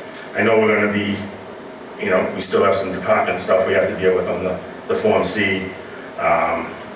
You know, we'd like to move on the A&R tonight at least, and I think then that's our intention. we'll see what, you know, we can address more on the Form C as well. There's nothing on the Form A that affects what you do on the Form C? No, we showed an easement on the 19 Rock Lane site, just very conservatively, just to have that shown there in case we needed to use that, and so the buyers would be aware of that, but I believe they're well aware of what's going on here. Jennifer, if you want to come back up, absolutely. Question on. Just wait for the microphone, just so everyone can hear you. You're doing fine. When you guys were talking about the cul-de-sac and then the end where 19 Rock Lane is, and there was the driveway for 19 Rock Lane being a pathway through to Birch Lane, is that going to happen, or are you going to keep it all on Birch Lane and the cul-de-sac? The only thing that I was talking about was having an access for the property that's on Rock Lane to the new frontage that would be available. So that would be their own, it would be, because then it would be coming over from Rock Lane from Birch Lane to Rock Lane, and there would be traffic going all. No public traffic, it would just be their driveway. Because where they took down the trees, huge trees at the end of it on Rock Lane, and you know, at 19 Rock Lane, right where Birch is at the end there, they took down a whole lot. I thought they were building a whole road there. It looks like that. Just an access for a driveway, that's it. There is an easement on their plan. So they're going to have, 19 Rock Lane's going to have access from Birch Lane to get through, is that what you're saying? They'll continue to use Rock Lane probably, but they will have the frontage on. They'll have to be able to go through, and that's why they're, you know, because they took down some huge trees back there. So that's why I was concerned, because I didn't know if it was going to be just a road going from Birch to Rock, going straight around, you know, so I didn't want. No road plan. So I have another quick question. So they're building these two duplexes. Does that give them later on in years to build more around that area? Will that happen? No, they'd have to meet every requirement to fit new lots in. They've already I just wanted to used ask up that that question space. because it's a lot for that little road. It's just a tiny little road. They would have to plan out positioning their buildings for a future subdivision, which I don't believe they had done. Okay, I just wanted to ask that question because I wasn't sure, and I wasn't, because when you look, because I'm at the very end, when you look down, it just looks like the road's going to go through now, and big trees are all taken down. It's just, so. I would say, we never say never, but it does not appear that would be likely. I probably won't be around. I think there's definitely some projects where we've looked at and says, this looks like a phase 1 and phase 2, this is big empty space. I don't see a feasible path to a phase 2, but I might not be that smart. We did wetlands. Okay, all right, that's If there is my question. wetlands, we could get the distance right behind the duplexes. There is wetlands that will not be built on. I hope not. Okay, all right, thanks. Yeah, just Can I to, ask one more? sure. Just one more. Yep. At the So it's end- Kathy Babcock, Yeah, this is 8 Rock Kathy Lane. Babcock again, sorry, it's 8 Rock Lane. At the end of Rock Lane and Birch Lane, trying to make a left-hand turn is horrifying trying to see. And I'm just thinking, if he does put the duplexes up there, it's even gonna be worse. So I don't know if someone, I mean, there has been accidents there before. I'm not sure, I'm not following where you're saying there's going to be more. On Reservoir? Yeah, going out of those two streets onto Reservoir Street, trying to look left, you can't do it. There's trees all along in the telephone poles and we have the cemetery there that you can't go into, because there's a cemetery there, so those trees all you gotta edge out slow. And I'm just trying to think safety, that's all, because I know. There are existing conditions that won't be touched with this project. There'll be added traffic, obviously. You could probably bet at least 1-2 cars per duplex, just guessing.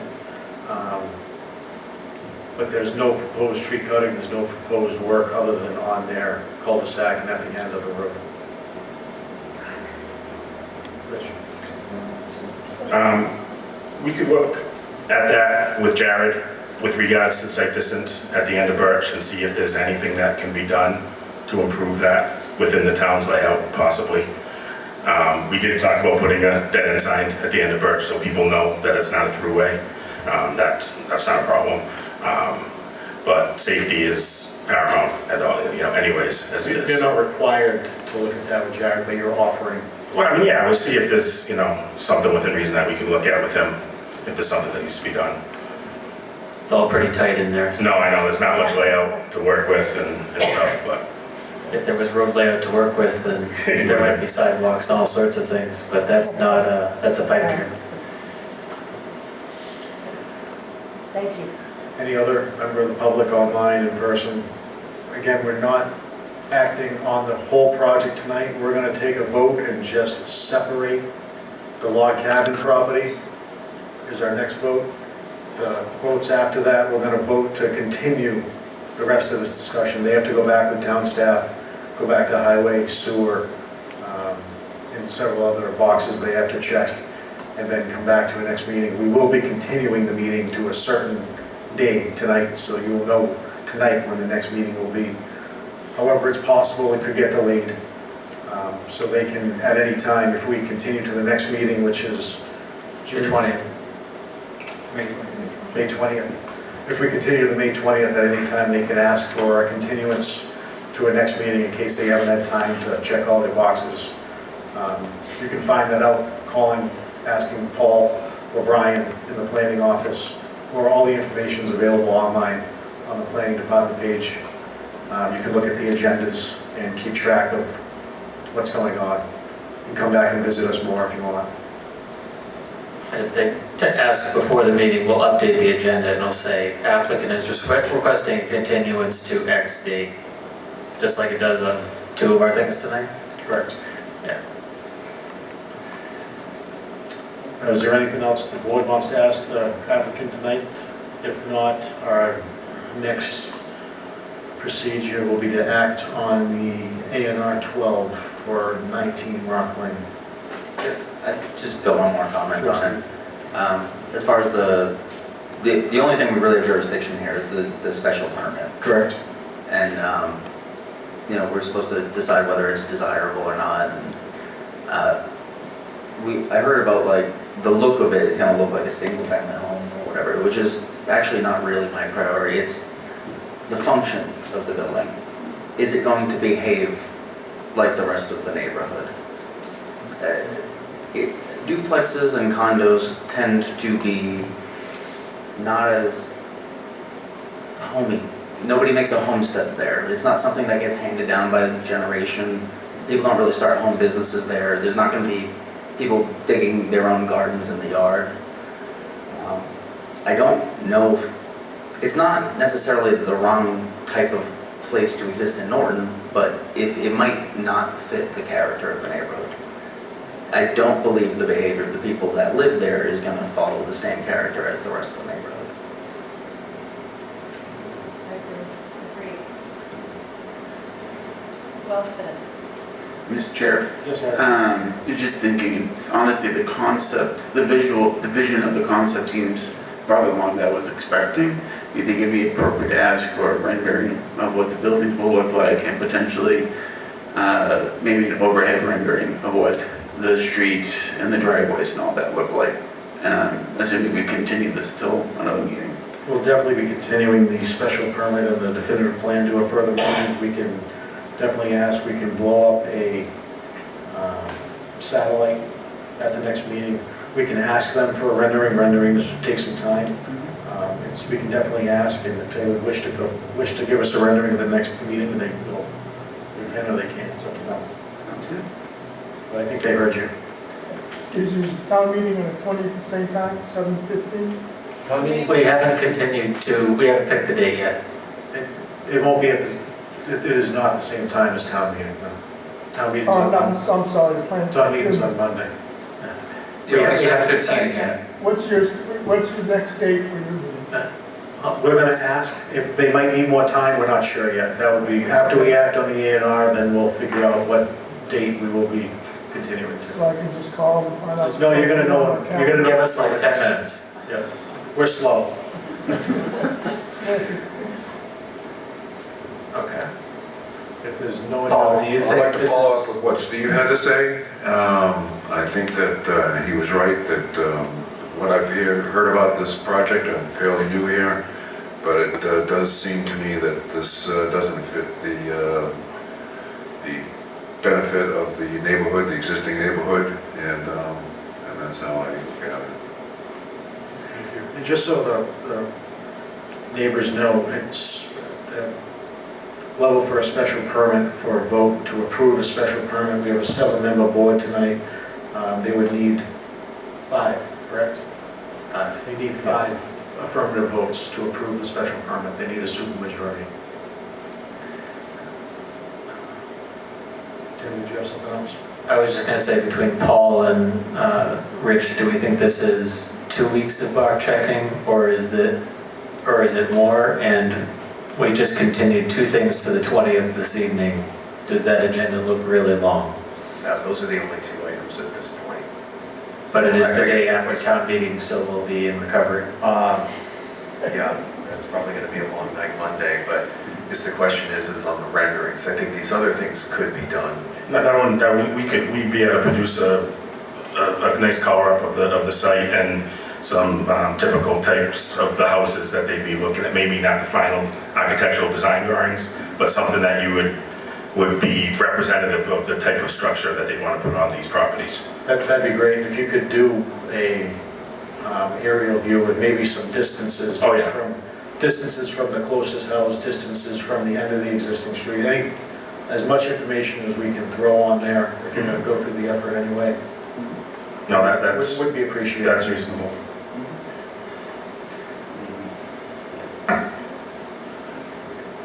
So we can take these motions unless there's anything else. I would be looking for a motion to endorse A&R 12 for 19 Rock Lane.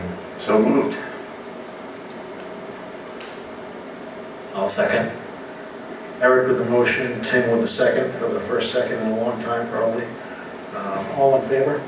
Aye. Opposed? Abstentions? I do not oppose. One, Not opposed. 1 opposed. 6-4, 1 opposed, no abstentions. Second, we're looking to continue definitive plan 1 and special permit 21 for 19 Rock Lane to our May 20th meeting. so moved. Seconded. Motion by Tim, second by Eric. All in favor? Aye. Opposed? Abstentions? That's all we have.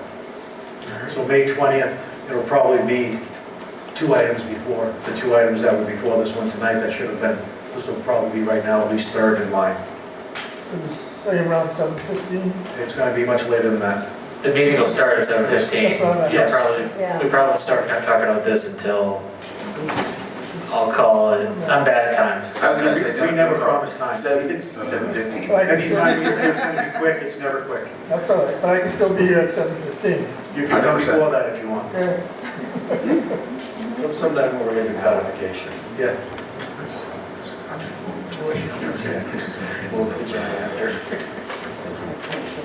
I believe we have one more item on the agenda. We have a view and vote for the draft decisions for special permit 19 and site plan SPR 12, 225 South Worcester Street. Yeah, I have it. I sent it out on, but a couple things I just wanted to mention, because you all had some conditions you wanted to add here. And I just want to point out that I've done that, and I've also worked with the applicant on this. So there were a few things here about open space, because we have the land set aside for open space. There are conditions in there, such as they need to do a maintenance plan. And we've identified that there are homeowners association with the... I'm sorry, Paul, could you guys just go outside if you could? It's so hard to hear. I'm not kicking you out, but it's just hard to hear two things at once. Thank you.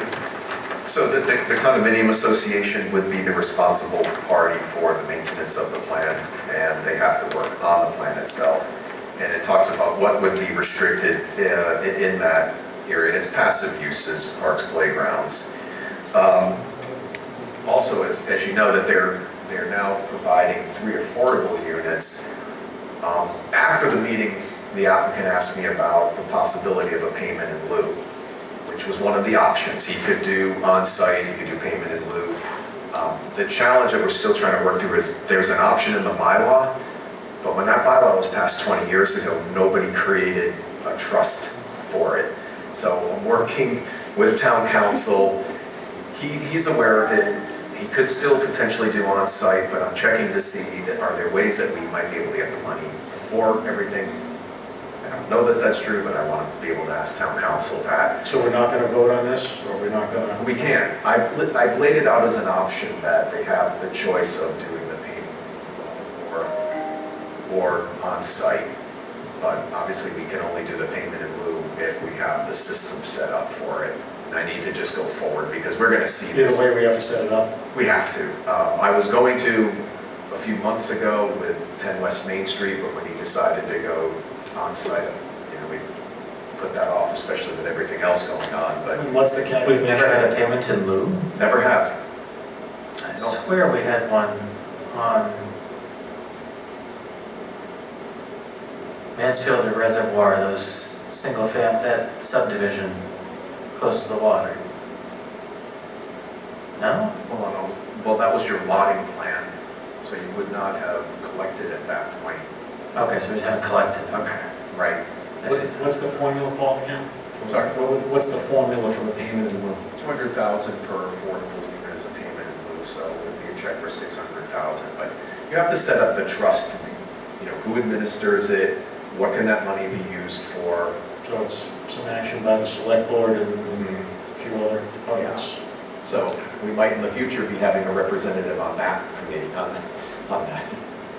Is that Sure, why not? I'm working my way through all the If we're sending the projects in, we don't need to, as long as the treasurer gets the money, we don't need to be involved. Yeah, so we'll just work forward, but I think if we have this, I'm going to run this through town council as well, but if we give the option, but we have to have the trust in effect in order to do it. But then all the other language about proper regulatory agreement and deed restrictions and everything in here that requires those units to remain affordable for a long period of time. Additionally, there was a request to put in language to make sure that pesticides and herbicides was identified. That's probably a good standard to just start using going forward. I looked at the language for Zero Reservoir, which was what was suggested, but it was very general. So I just went ahead and did some research and found what some other communities have said, and came up with this condition that the use of pesticides, herbicides, and fertilizers shall be minimized to the greatest extent practicable. The applicant is encouraged to prioritize non-chemical and mechanical weed and pest control methods wherever feasible. So not a lot of teeth, but it's best we can do. Right. In the case of the reservoir, you were on the reservoir here, it's a wetland area, but I mean, unless you want me to say they will do it, I've seen other communities that had. It just seems it's not a lot of teeth to it, I guess. If you want, I can put teeth in it. We can say that they shall use of pesticides, herbicides, and fertilizers shall be. Best practices shall be used instead of. No reason to include something that has no teeth. Yeah, no teeth. Okay. They shall use best practice. Okay.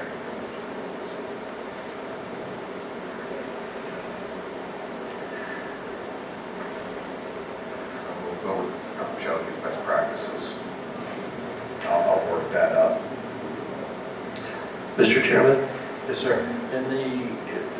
Because the mechanism for taking in the pay in lieu of isn't really in existence today, do we have any business agreeing to anything that we don't know if it can be, until such time as we know it can be facilitated?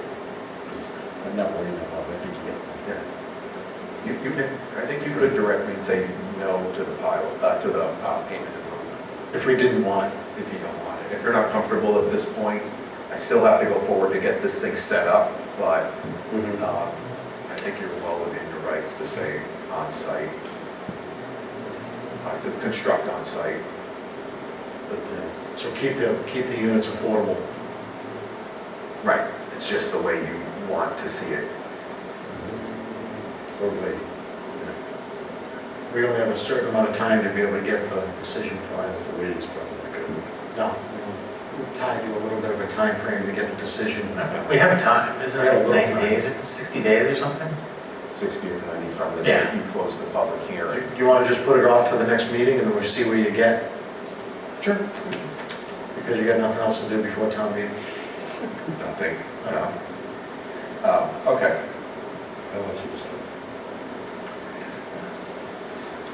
But I think, That better, Rob? I was making a wisecrack. I didn't hear, I'm just saying. I said I wanted to distract it, but we shouldn't go there. I'm making bad jokes too. I think the intention when we approved it wasn't for the units to be affordable.